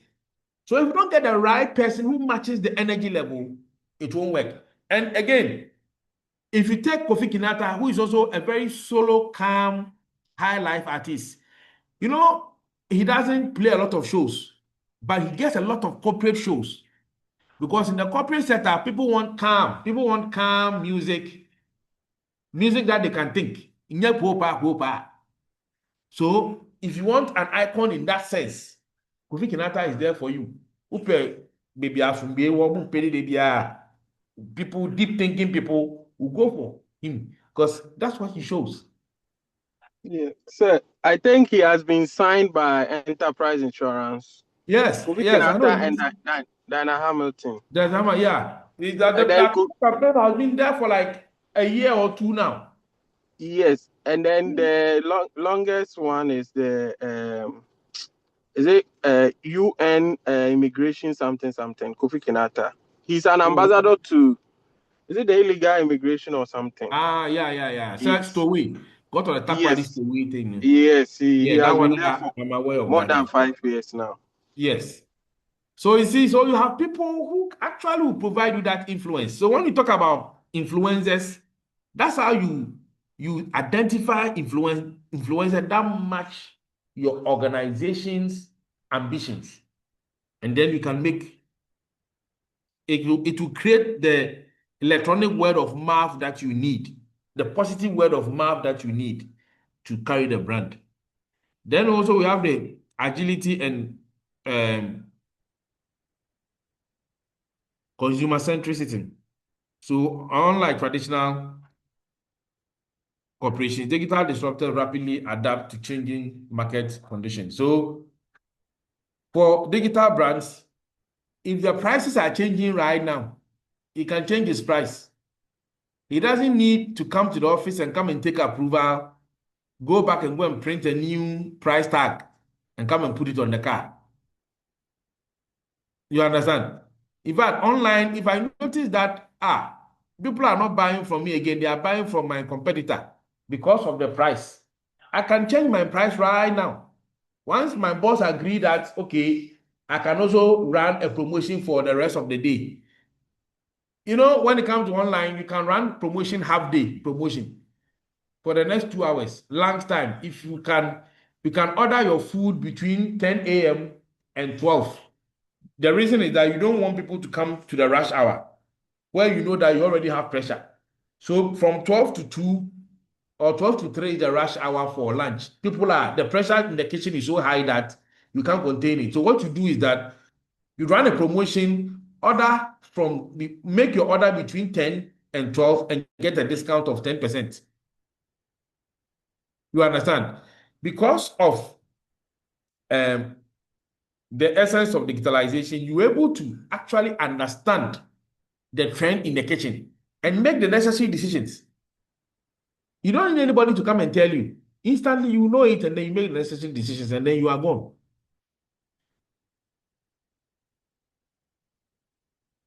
All right.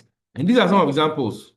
Okay, so you mentioned Amazon, right? So he said retail and e-commerce, hyper personalized shopping and global logistics. So Amazon is featured here, Spotify, Tesla, Airbnb, Netflix. These are all classical examples.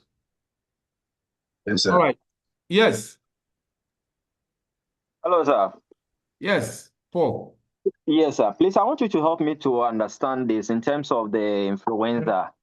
So, taking Shatawale as a case study, he was once a brand ambassador for Infinix. Yes, and later dropped to Hot Waves. But it looks like his performance on the Infinix was a little bit higher than what he's currently doing on Hot Waves. So I'm just trying to understand what might be maybe the factors that has affected him in the Hot Waves. You see, Shatawale's brand is an energy brand. Do you understand? An energy brand.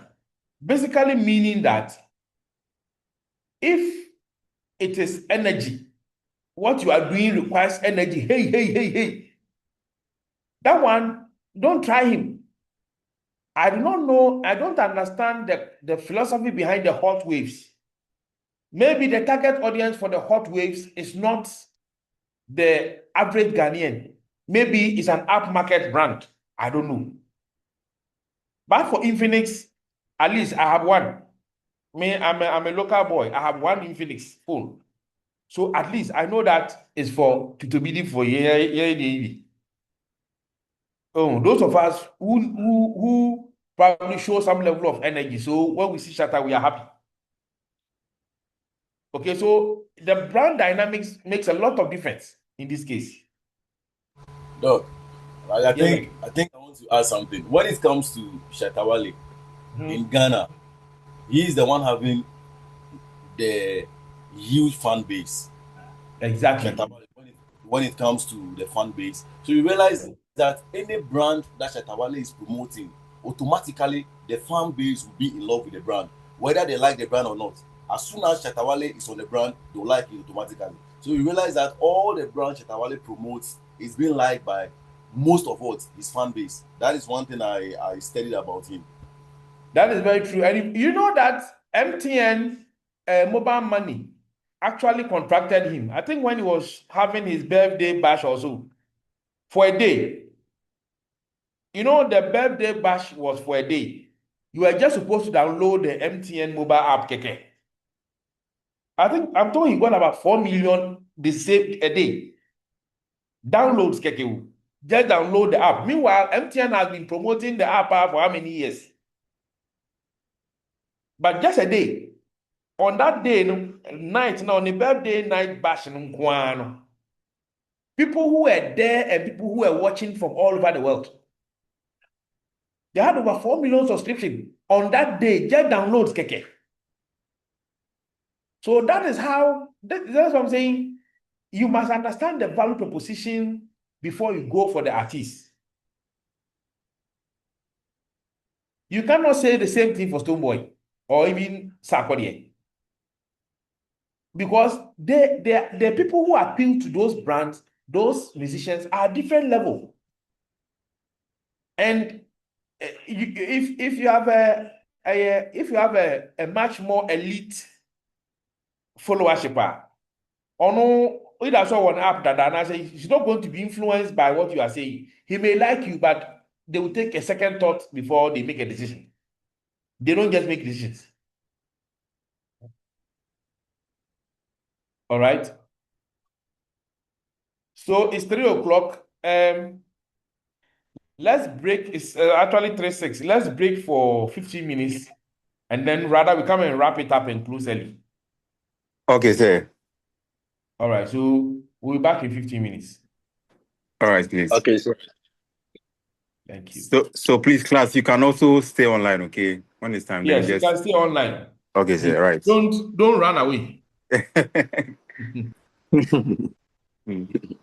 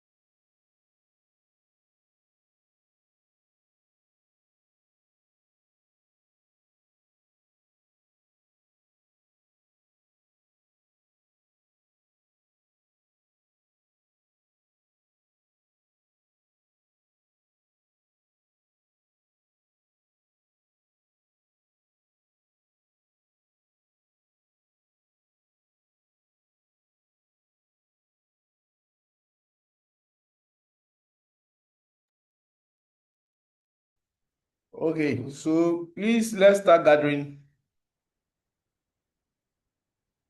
Inform. Ken, please Hello, inform your sir. colleagues. Yeah, let's get together. Okay, sure. All right, sir.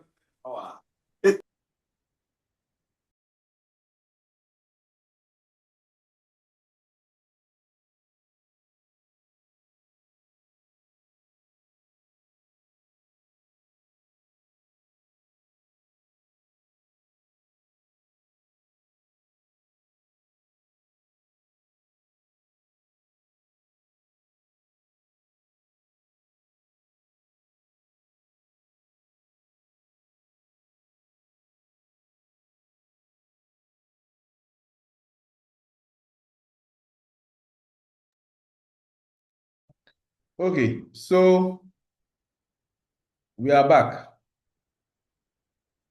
Okay, so yeah, those were the examples of the first disruptors. Now let's look at digital footprints. What is called digital foot? What comes to your mind when we talk about digital footprints?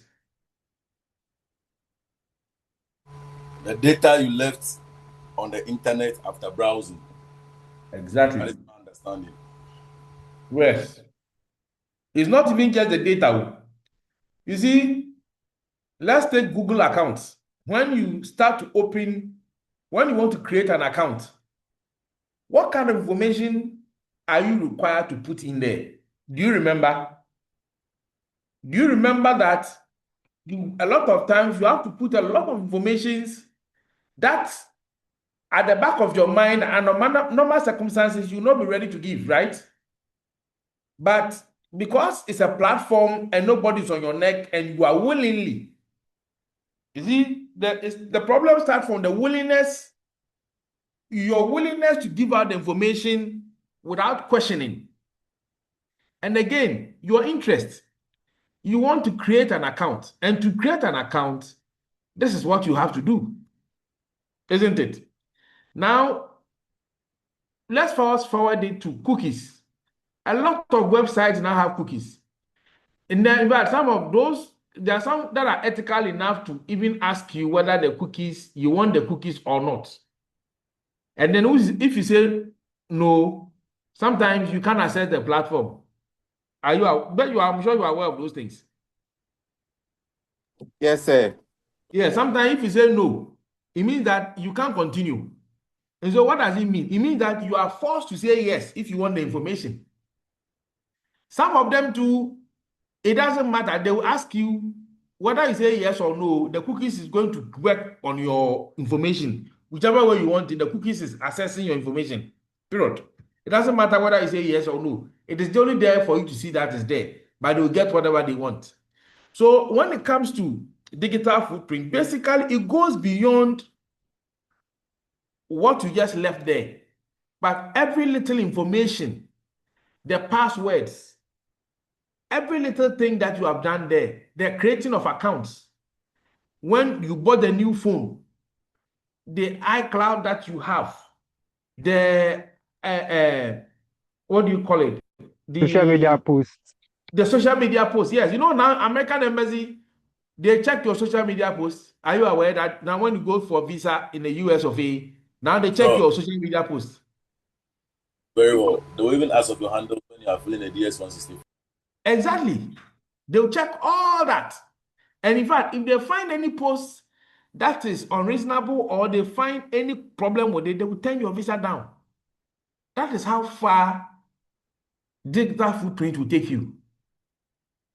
Okay, but let's look at what the theoretical aspect says. It says that, you know, it's basically data traces generated through user online interactions.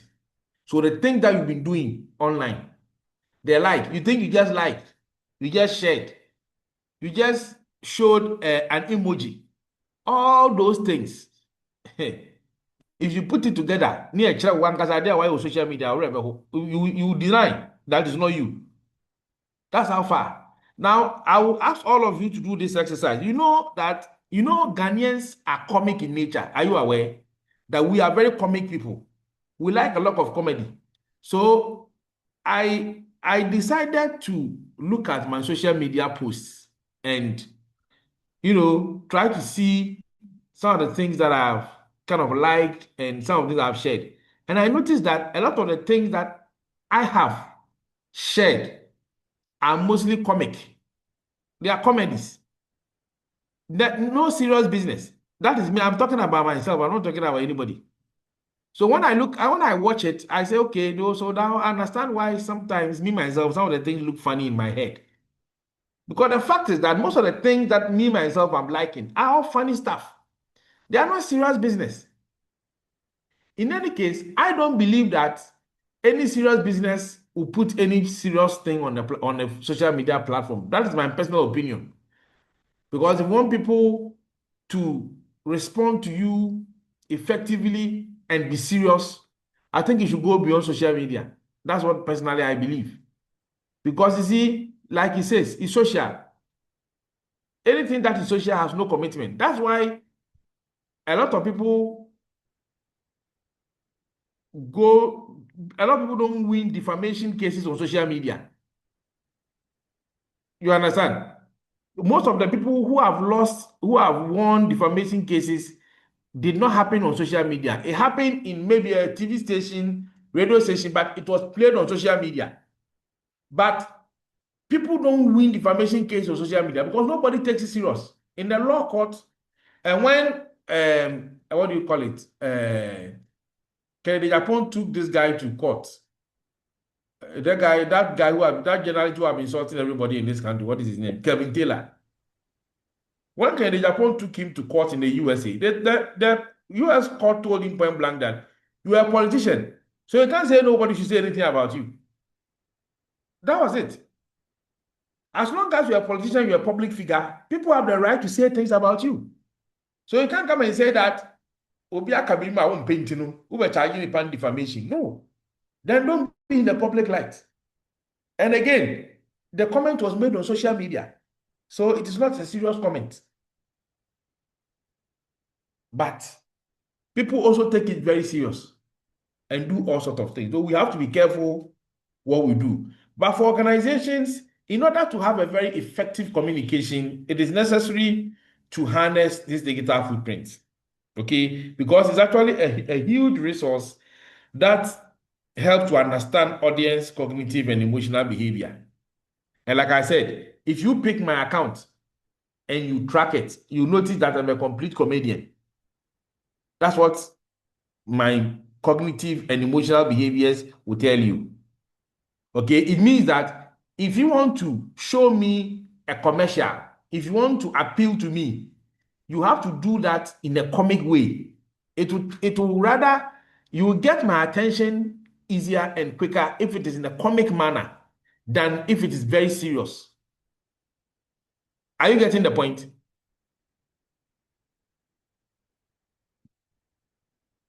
Hello? Yes, Doc, you are getting it. Yes. Yes. So that's how, and I'm using myself as an example, but everybody have the same. We all, if we want to track our social media engagement, you come to realize that some of these things have links in some other places. Okay. And when it comes to consumer brand engagement, it's basically engages your emotion, cognitive, and behavioral connection that consumers develop with a brand through meaningful interactions. But when we talk about digital footprint, what are we looking at? It comes through all these things. These are some of the examples of what it talks about. The data, the privacy, the lock. You see, when you, I remember I asked a friend of mine, when you key in your password and you think nobody is seeing, but when you key in, the system is able to tell you that the password is wrong. When you key in the wrong password, the system is able to tell you, and also can give you the opportunity to reset the password. Although we all agree that the system manipulated, do you think that nobody sees your password? That password that you claim that nobody sees. You think that somebody want to see cannot see? You can see it, but You can easily see your ATM code. You think that if somebody want to see, they cannot see. If you like, go to the ATM and punch in 1,000 cedis, and then 10,000 will come.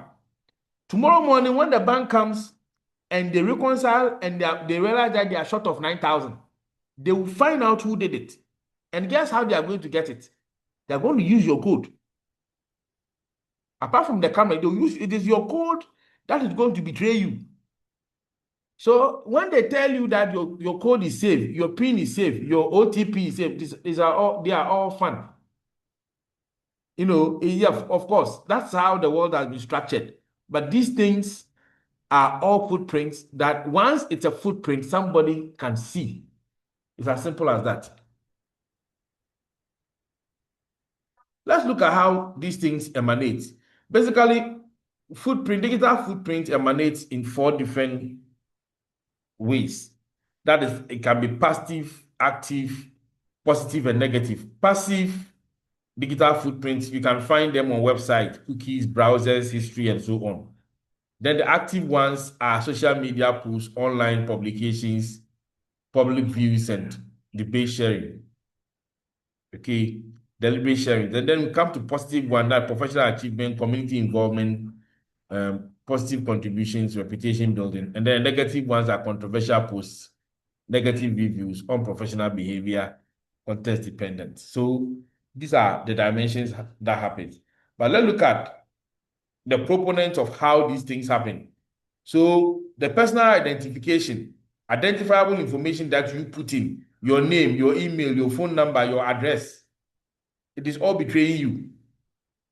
The behavioral data, online habits, shopping preferences, search history, and interactive patterns. EUAMA. Then let's look at technical data, metadata, IP address, device IDs. Now, those people who have been those people who have been arrested on, what do you call it? Romance scam. How do you think they get them? Because you know that when they are doing this romance scam, they use fake names, they use fake gender, they use other individual, they use other people's image. So the question is that, ask yourself, how are they able to pick them up?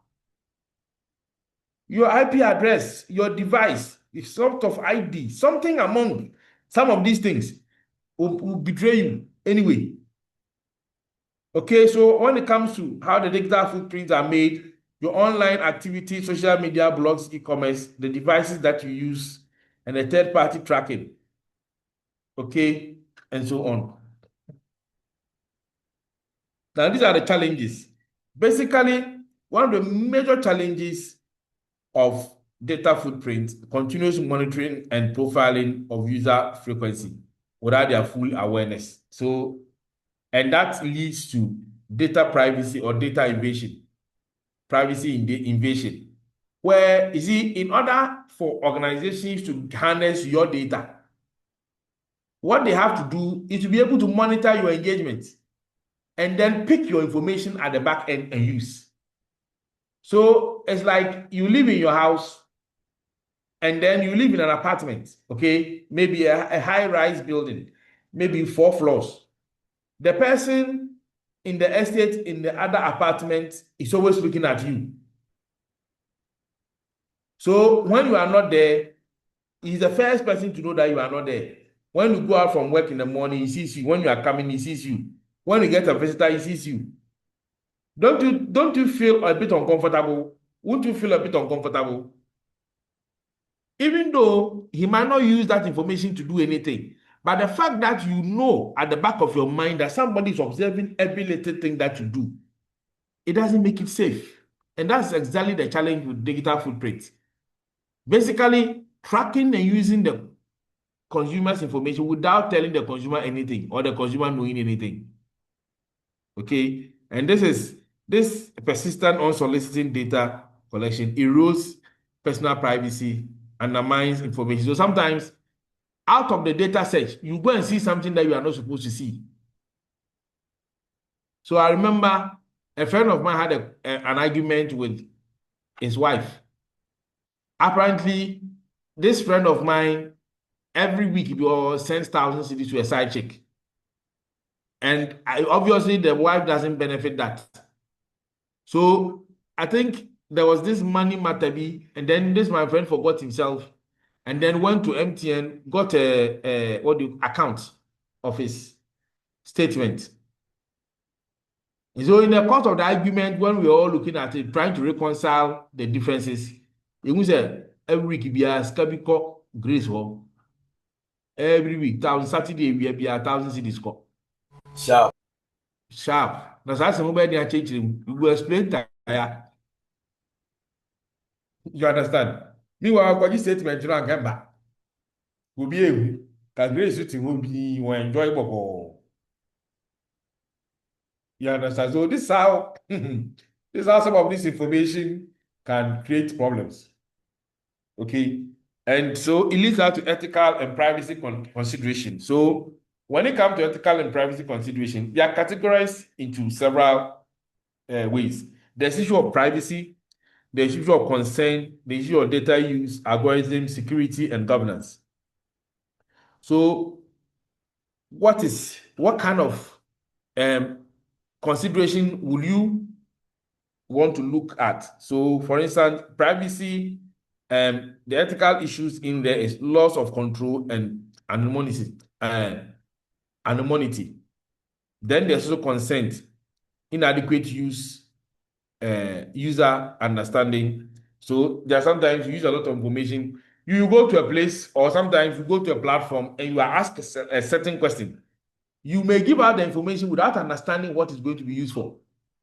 You thought that, oh, you've been asked, you're on the platform, they say provide this, so you provide it. Only to get to know later what they are going to use it for. Because I'm looking at date of birth, Mrs. Sign, coming on football age. Meanwhile, from my pension age. You understand? So consent, you must understand what you are using it for before you give a consent. Then the data use. You don't pick my data. Now, these days, I don't know how often some of you experience it. At dawn, somebody will send you lotto numbers. Send you text messages that Traloto, and then Friday, Traloto. Who got my number? I'm not an investor. So how can somebody be sending you messages at dawn? In fact, when you pick your phone at dawn, that's the first thing you see. You understand? So it means that somebody has your information, and using it wrongly. So exploiting the usage. The algorithm bias. Sometimes the algorithm will constantly choose you based on how it has been programmed. Maybe it has been programmed that anybody who visits the platform more than 3 times within an hour, that person should be considered as a key potential customer. So send the person more information. That's how the algorithm has been structured. So if you two don't know and you visit the site like 2, 3 times, by the 4th time, you see a lot of things coming to your DM without you not knowing or without your consent. All right. Then there's also security, breaches and misuse. Okay, and then governance. So you have a WhatsApp platform. You must, when it comes to, I always say that when it comes to data governance, it must start with us. For our own old school association, our own school association platforms. How are we able to manage it to ensure that we do not abuse it? People don't post things that are abusive. Okay? People must post things that we all can reconcile and work with. Okay? By it is the references that you can see. Any question at this point?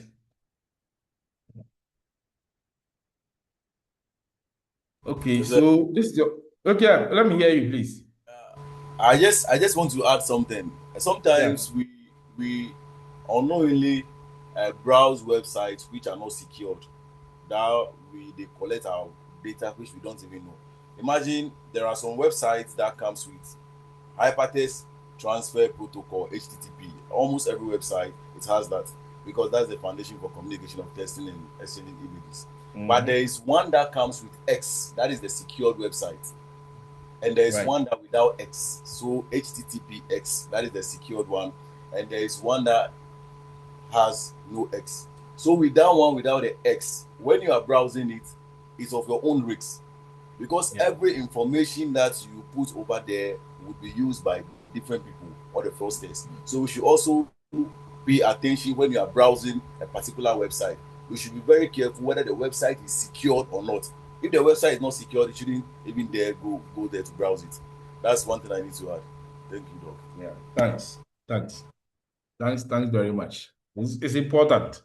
You see, if you go through these courses and you allow yourself to be vulnerable to some of these scammers, then it's your problem. Recently, it was this early this year or late last year, I noticed that in fact there was one guy who delivered something to me. The guy wanted to deliver it to my restaurant. I said no, I was in town, so you should meet me somewhere at Adabraka. The guy met with me in person. I took the items, I paid him off. Now I noticed that immediately I paid him and he left. Like about half an hour, I started receiving prank and fake calls. You know, so they will call you, start to ask you, oh, sister, new, make a selfie, US, now, I don't want to say that, those things. The thing is, I don't have time for those things. So me, we are me make it say sorry. Me, some business, me know yet. Me trust what. But like for about 2 hours, every 30 minutes, I receive some funny video. So I received some funny call asking for something. So something dawned on me. And then I called the guy back, the motor rider. I called him back and I told him that, listen, I want you to be aware that I noticed that since you dropped by your items, I've been receiving these calls. Now, the next one I receive, I'm going to report you and that number to the police station. Do you know that up to now, the call never came back? Yeah. Yeah, the call stopped. So I have a feeling that the deliveries that we do, Okada, the Yango, all those things are footprints that we leave on people's platforms. Okay, and we give a lot of information about ourselves. For instance, some of the platform, they will take your photograph, isn't it? So the platform will take your photograph and take your ID number. They'll take your phone number. They'll take your full name. So if people want to defraud you, why not? Immediately. You understand? Okay, so I noticed this last month, ECG, they put me on their app, and then I was trying to pay my bill online because I might still use a postpaid meter. So I was trying to pay them. Then I noticed that I have my photograph, my Ghana card, my photograph with Ghana card and all that information. Although the app gave me my personal information, it shows. But my question, why do you want to show it to me? And who else is seeing those information? You know, because if I agree that if I'm the owner of the property, do you have to show my ID and all that information? I don't think so. And it's something that I will have to pick. I have one of the senior guys at PRC that I've already spoken to him. He says I should come back somewhere next week. I intend to engage him on that. You cannot use my ID where it shows my photograph and Ghana card numbers. If you have your what do you call it, your ECG app, you can check if you are the owner of the property and they've taken those Ghana card and those, they've linked it directly to my Ghana card. The property has been linked to Ghana card, which is fine. I don't have any problem with it. But the point is, why should all that information show? It should not. At least it should be at the back end. You know, if it's showing out here, it means that it's visible to a lot more people than me. Anyway. Okay, so I have this activity. That's all. What are the key elements of digital branding in your organization strategy? And examine how. Yes. Sir, please, I raised my hand. I have a little question. Okay, sorry, I didn't see you. Please. Yeah. Sir, please, with regards with the digital footprint, what you just taught us now, I want to please ask a question so you could, answer me. Sir, WhatsApp platform, they said it's encrypted when you chat with someone. So it means that whatever you're chatting with the person, no one will ever see it. It's between you and the person. Is it Definitely. true? And with the WhatsApp calls too, is it true that nobody can catch whatever you've spoken with the person elsewhere? The digital footprint is not left somewhere. So I want to know in regards with WhatsApp chatting and WhatsApp calling. To be honest with you, Can I come? yes, please. Okay, every application or every system that we are using is being developed by a programmer, and we call something source code. So what they are saying that our conversation and text is being encrypted, that is between you and the person you are chatting with. But when it comes to the programmer, the person who design or develop the system has access to everything. Why do we have updates? There might be time where they will tell you to update your system, meaning the person who designed the program maybe has changed some source code and want you to have maybe a higher version of what they want you to have. So if they say it's been encrypted, meaning the conversation between you and the other person is being encrypted between the two people, but the person who designed the software or the system will have access to everything. That is my understanding when it comes to the IT world. Thank you. Exactly. That is where I was. Please, does that not breach the confidentiality, between us in regards to the WhatsApp people? Can't we sue them or something like that? No, please. Yeah. No, please. They didn't share information. Please, can I come in? Yes, please, Lord, come in. This is Francis. Francis, yeah. Okay, so for every application, there is a policy you subscribe to, but we don't read it. We just click next, click next, click next. Terms and conditions. It's like the way we buy TV and then we throw the manual away. We just put and use the remote. So you have added your consent already. You have signed to their consent already. You can't sue them. I see. Yes. Click next, click next. It's part of the consent you are giving to them. So you've bypassed all that thing and then you can't sue them. Okay. I also have a concern. There are some POS. As soon as they swipe your ATM, it deducts straight, or they point it on it, then straight. You don't even point your PIN. I have a problem with that. It's not ethical because it means that you are not giving your consent. Yes. It means you actually haven't given your consent. So you see, we must challenge some of these things. What was the Ghana for Yempe complain? But you see, we must challenge some of these things. I even observed something with the telecos, most especially MTN. You see, most of the workers working with these telecos, they have been linking our information to the outsiders. I realized that anytime I don't have enough amount of money in my account, no person, they have not been calling me. But as soon as I have enough money in my account to do something, I receive call. Because before you get access to my information, unless you are at the back end of the system, you know my account name, the amount that comes to my account. Why should someone call whilst I have money in my account? So meaning there is someone that they are workers. Some of the workers are linking our information towards outsiders. Yes, that is one thing we also need to be very careful of. I see. All right. Any more points? KO, are you done with your point? Yes, sir. Okay. All right. Good. I'm happy we are making progress. All right. So this is a simple activity. I want to have it by the next 72 hours. Let's say by Thursday is fine. You send it to my mail.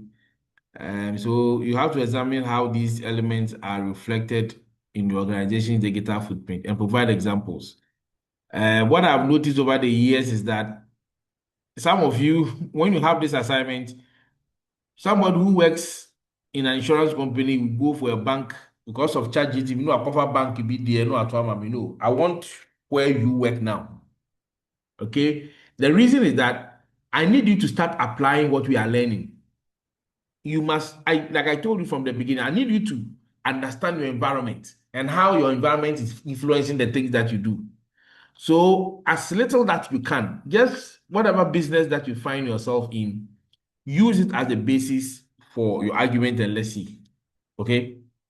Don't go and pick another industry and pick somebody's write-up and bring it to me. Right. All right. So let's look at digital brand identity and experiences. So basically, when we talk about digital brand identity, it refers to the collection of visual, verbal, and behavioral elements through which a brand presents itself and its recognition by audience in the digital space. And like I indicated earlier on, brand identity basically there are two ends of the brand identity. What you think you are putting out there and what the consumers see. All right? It is important that you find common grounds. In fact, one of the major challenges in the digital space is the disparity in what consumers see and what you are putting out there. That means that one of the parties is wrong, and there's no way you kind of enjoy what you are doing, because in this case, things are a bit shaky. You are never sure what is going to happen next. All right, because where you think you've shared a certain information, where you think you have thrown out something targeting certain specific individuals or certain group, you realize that it's a different group that shows interest, or they don't show interest at all. And that means that we must look into the basis of our brand identity, which includes visual elements, verbal elements, the digital assets, core values, and the likes. So when we talk about visual element, you're looking at the logo and the typographical color patterns. If you are looking at, when you talk about verbal element, you're looking at the tone of voice, messaging, and taglines. The digital asset look at the core online properties such as websites and so on. And then the core value and personality, look at how brands, mission, purpose, and cultural attributes are constantly reflecting the digital communication. Okay, together, these elements form a coherent digital brand identity that helps audience recognize your brand and differentiate it from competitors. So it's important for us to note it. Now, let's look at some key digital brand experiences.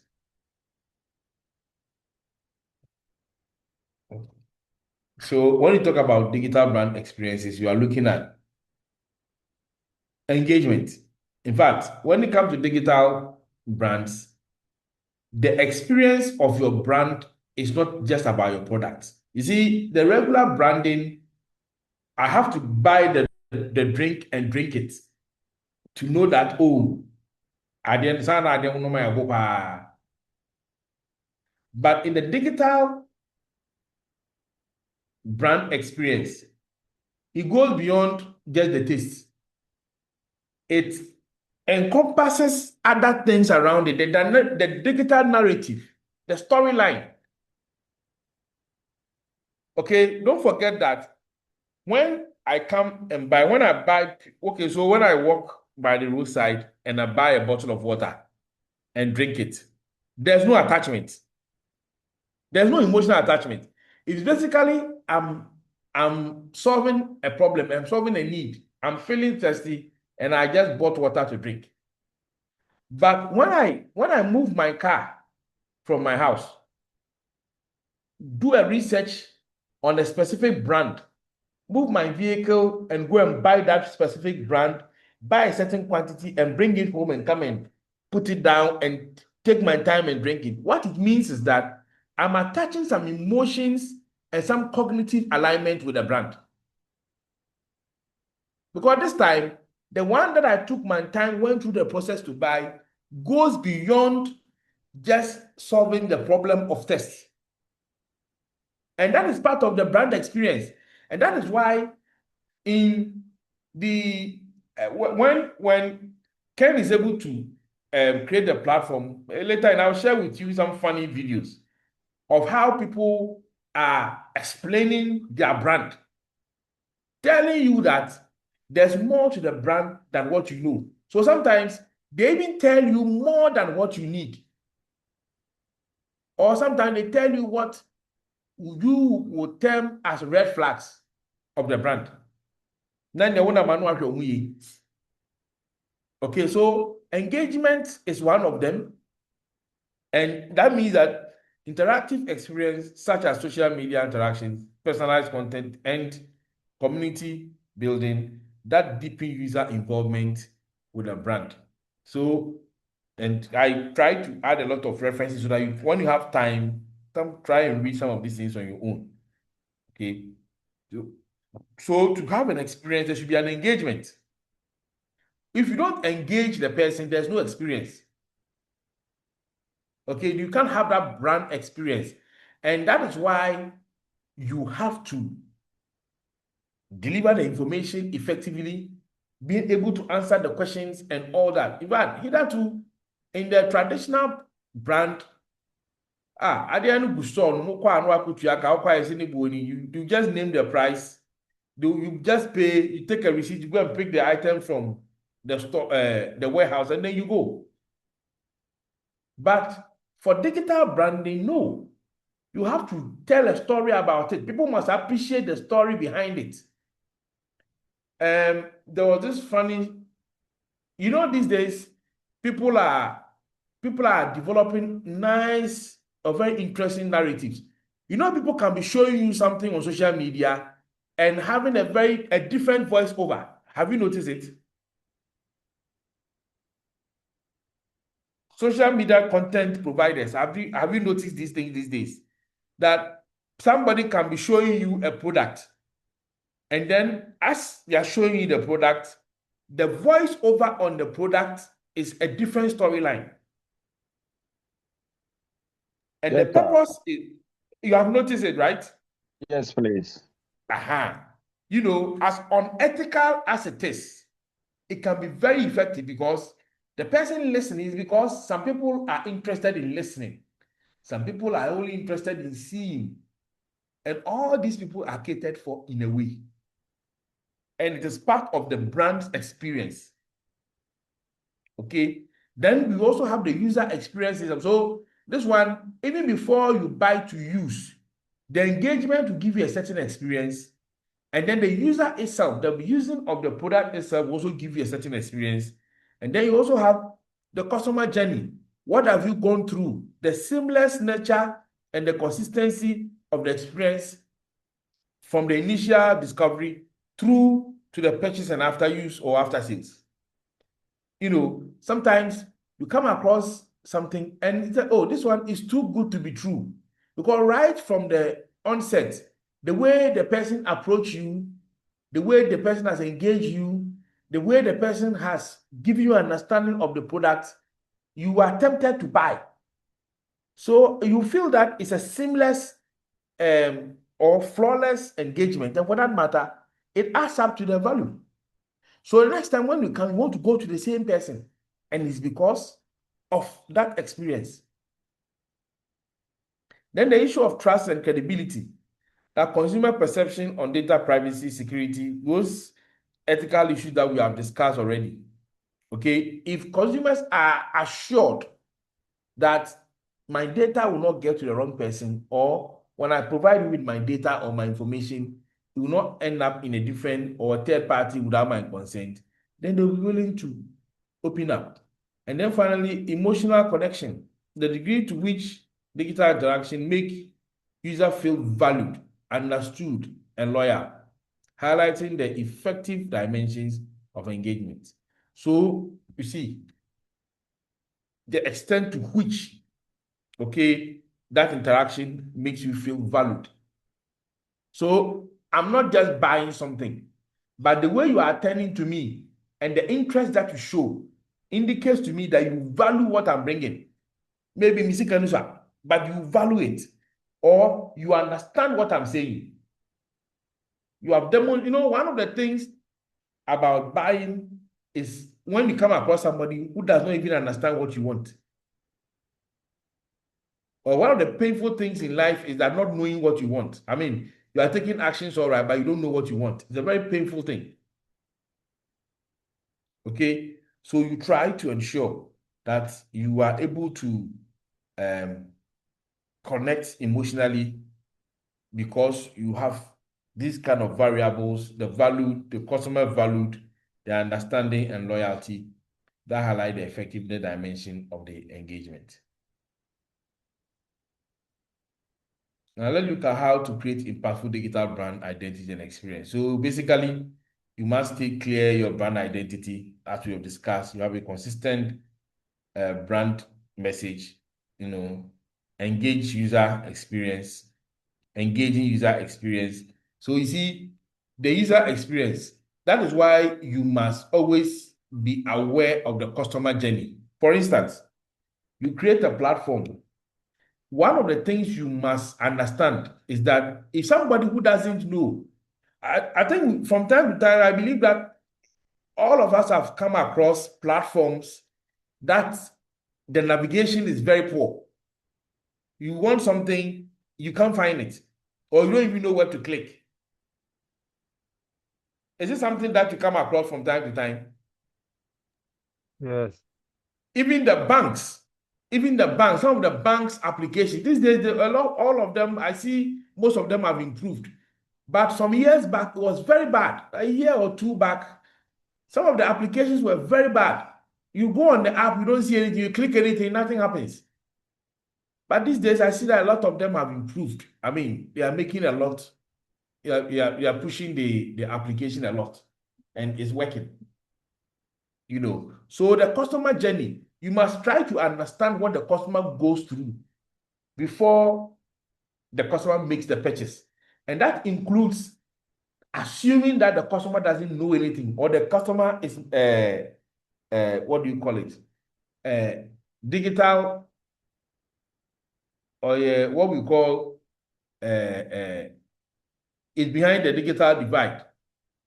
Somebody who doesn't like digitalization because he has suffered from some digital abuse, and for that reason, they are very, very skeptical when it comes to digitalization. How do you manage such people? So you must consider all these people in your customer journey and the engagement user experience. So that don't think that everybody who is coming to your platform is educated, knows what to do, and can easily navigate. No. All right. Then you must have strong visual identity that aligns with your brand and its vision. And then content excellence. Now, if you're able to identify your consumers well, or your followers, then you can develop the appropriate or the most excellent content for them. And the active social media presence. So active social media presence does not mean that you should be active on all the social media presence, but the most appropriate social media platform that works for your brand. You must be very active and engaging on that platform to ensure that you harness the best. You leverage on as much as you can. Then you also have strategic digital advertising. Yes, from time to time, you must put in some budget for advertising. And then data-driven decision making. Ensure that you aren't making any mistakes. Any question on that?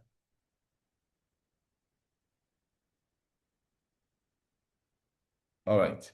So now let's look at online consumer engagement. And when it comes to online consumer engagement, it basically, there are different models that address it. But one of the emerging and a very common one is the consumer online brand related activities, popularly known as co-brand. Okay, consumer online brand related activities. And basically, this is a framework that explains how consumers interact with brands on social media. And this model is able to categorize your engagement It categorizes consumer engagement into three main levels.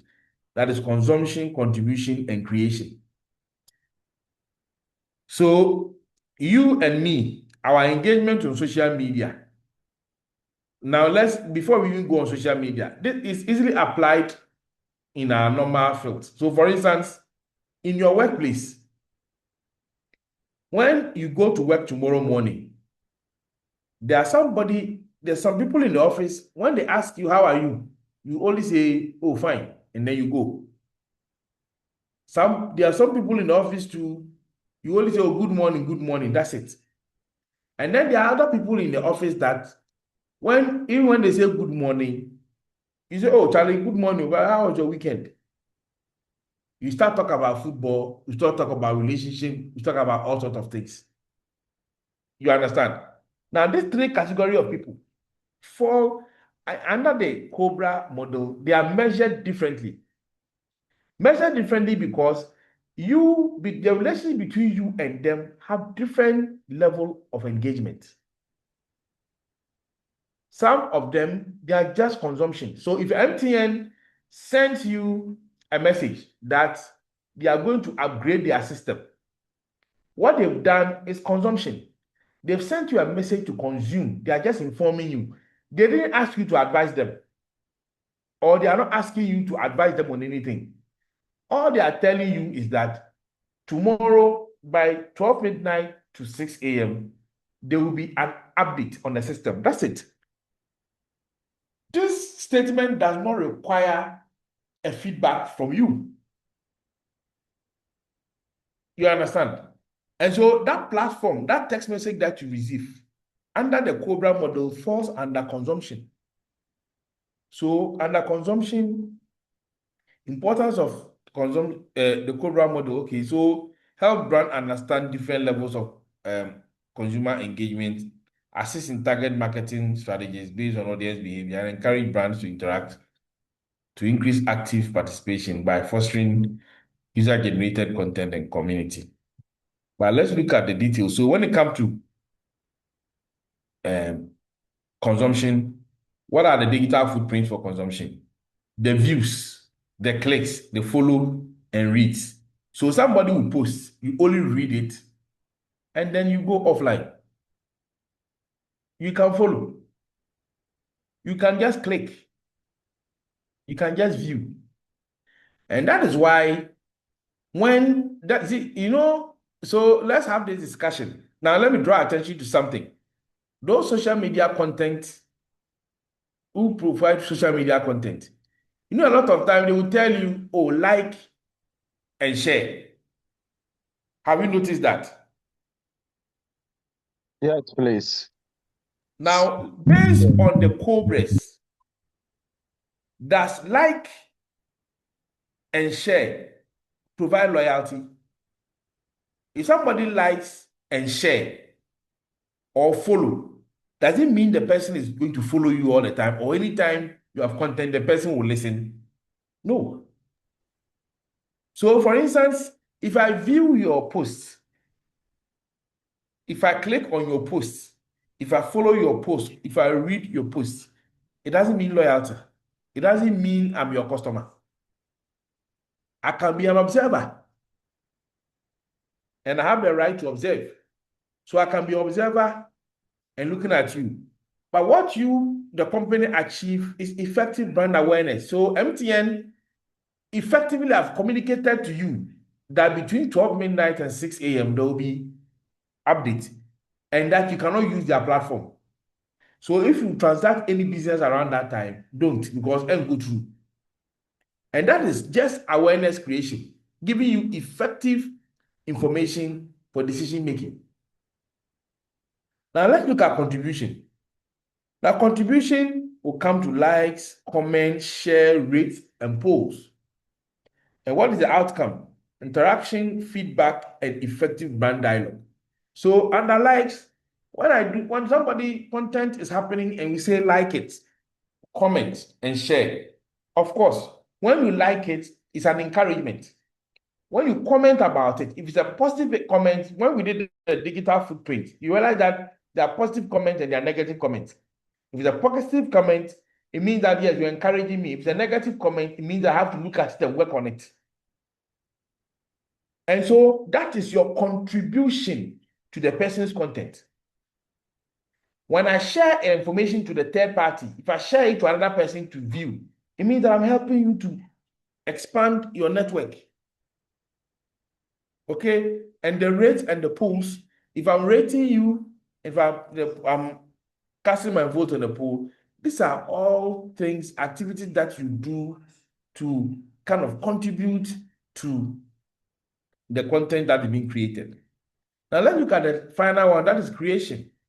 So under creation, what happens is that, in fact, it's the highest level that every organization wants to achieve. That is where user-generated content happens, where people will write reviews, blogs, memes, and brand advocacy. Okay, because they have trust, they build trust and persistence in what you do. Okay, so under creation, that's why people will buy iPhone, unbox the iPhone on camera, and share. So instead of iPhone coming to advertise to you, you have now your own friend. At this I'm get the same salary, is advertising an iPhone to you. What it means is that if she has been able to buy it, it means that you could also be able to buy it. That is more effective than the company running an iPhone advert and convincing you to go and buy. That's why user-generated content is one of the most richest and the most effective way of reaching out to new consumers and building loyalty. So let's look at the details. So under consumption is a passive way of engagement. Okay, so consumers view brand-related content without actively interacting. So watching brand videos on YouTube, browsing a brand social media post, or reading online reviews without commenting.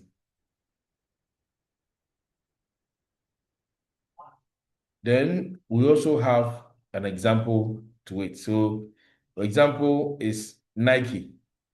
So Nike is one of the best examples of brand successfully applying the Cobras model in its digital marketing strategy. So what do? And Nike attract millions of users who passively consume its content without actively interacting. So you see, Nike, what they do is that they're able to categorize their customers into passive engagers. And the passive engagers are the people who will read the views, but they will not comment. It does not mean that they are not interested in your brand. Somebody may not be interested, but will buy for another person or recommend somebody else to buy based on the trust that he has developed for the brand. Okay, an example, users watch Nike's high quality promotional videos, such as "You Can't Stop Us" campaign, without liking or commenting. Now let's look at contribution. So consumers interact with brand content, but do not create their own. So liking, sharing, and commenting on the brand, answering brand-related poll or survey, and writing product reviews. These are all contributions to the brand. And contribution as active engager, and then also Nike encourage customers to engage with their content through social media interactions. And fans like, share, comment, and those things. Now the third one, which is the creation, that's highly active engagement. Like I indicated earlier, this is what every organization would want to have. Consumer generate original brand-related contents. Example, post user-generated content like product unboxing videos. Okay, and writing detailed blog reviews about the brand. Creating TikTok, Instagram Reel featuring a brand. So where your followers or consumers have trusted you to a point that they can use your brand. They feel connected to the brand. They feel the value of the brand to a point that they would want to really show to the world and other people that he or she is associated with your brand and that your brand is offering a certain specific value that everybody deserves. So you too try. Okay? Now let's look at the example. So Nike foster user-generated content, encouraging consumers to create their own brand-related content. So you see, as for them, they actually have projects that help you to generate your own. And Nike's Nike by You campaign let customers design and share customer sneakers online. So design your own sneakers and share it online. Can you imagine that Apostle Koyosafo says, design your own TV and let them produce it for you. You design your own TV, you have your own inches, whatever inches that you want, whatever designer you have that design, they produce for you. Would you buy? You'll be happy to buy. Okay. So, and then the last one, sneakers enthusiasts create YouTube reviews or TikTok unboxing videos of Nike latest Air Jordans. So they buy it, they unbox it, and share it with the world and ensure that everybody is happy in that manner. And how to determine the difference in online engagement using the Cobra. So classifying the activities. If it's passive reviewing, consumption, interactive participation, contribution, and or active creation. Okay, so measures the matrix. So consumption. So this gives me, so I'll post when, I think I'll share with you, Ken. Ken.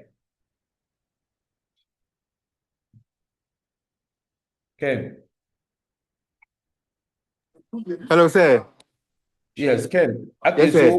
so I will share with you the slides and I will Okay, share with sir. you some information regarding what to look for. I noticed that, and I want us to have this discussion. A lot of Okay. times, when we want reports on our social media handles, what do we look for? So you go and say that you want impressions. So when you go and ask for impressions, what are you looking for? It means that you are looking for consumption. Are we getting the point? For Yes, instance, please. you in a workplace, when you have to do monthly report, I don't know if these days, I don't know. Most of the people I consult with, when you ask them to provide you monthly report, then they are telling you long story. But I mean, when I was actively in industry, you can't overlook your monthly report. You have to provide it. But these days, I don't know what's happening. So I remember back then, one of the things we were fancied about was impressions and clicks. You understand? Only to, when I got to academia, I said to myself, the company ain't copy because back then all the focus was on consumption, which is the basic level of customer loyalty and engagement online. So if you are asking for reach, impression, clicks, and dwell time, what it means is that all your objective is focused on consumption.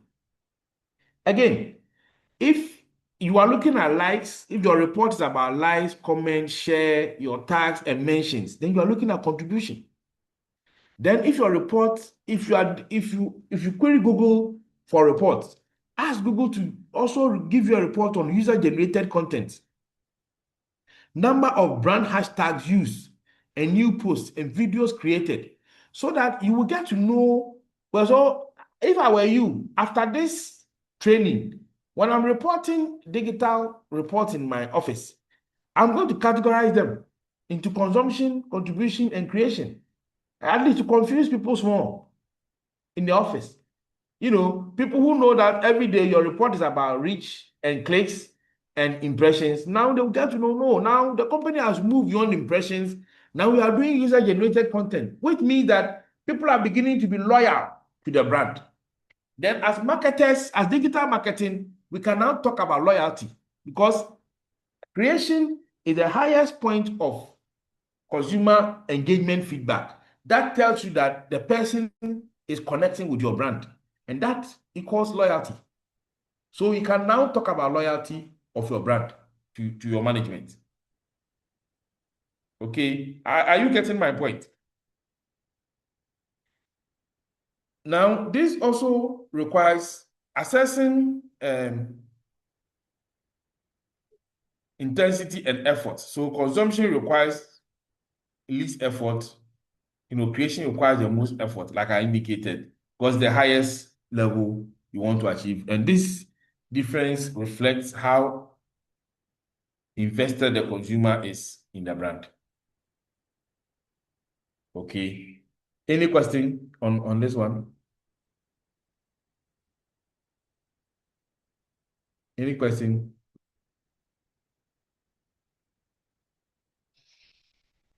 Okay, so now let's look at the second activity.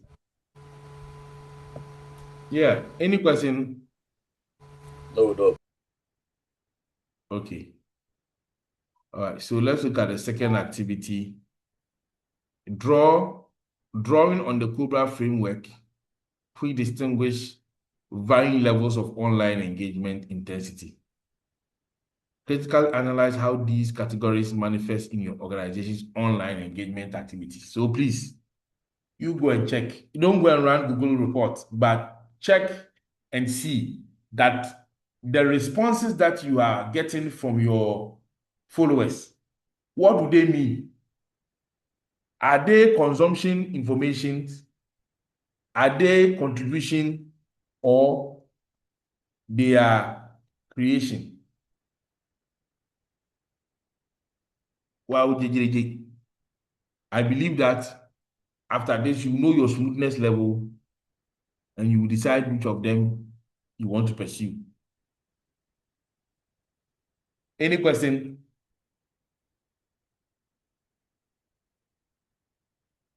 All right. So then we end it today.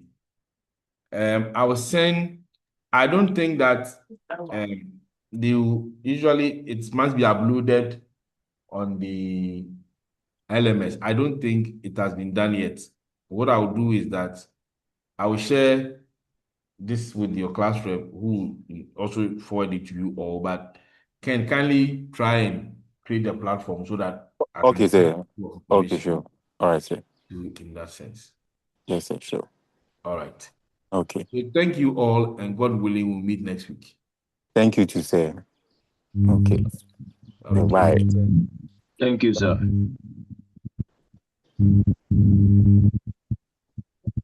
Thank you, sir.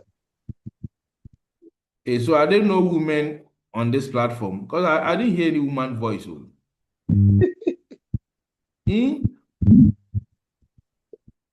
Anyway, don't worry. Tomorrow, next weekday. Today yeah. is Mother's Day, so they are Next trying time. to resolve their. Yeah, it's true. So today, you the women, Charlie, it's your day. Enjoy. We won't even comment. Sorry. Have fun. Bye. God willing, we'll meet next week. All right. Have a blessed week.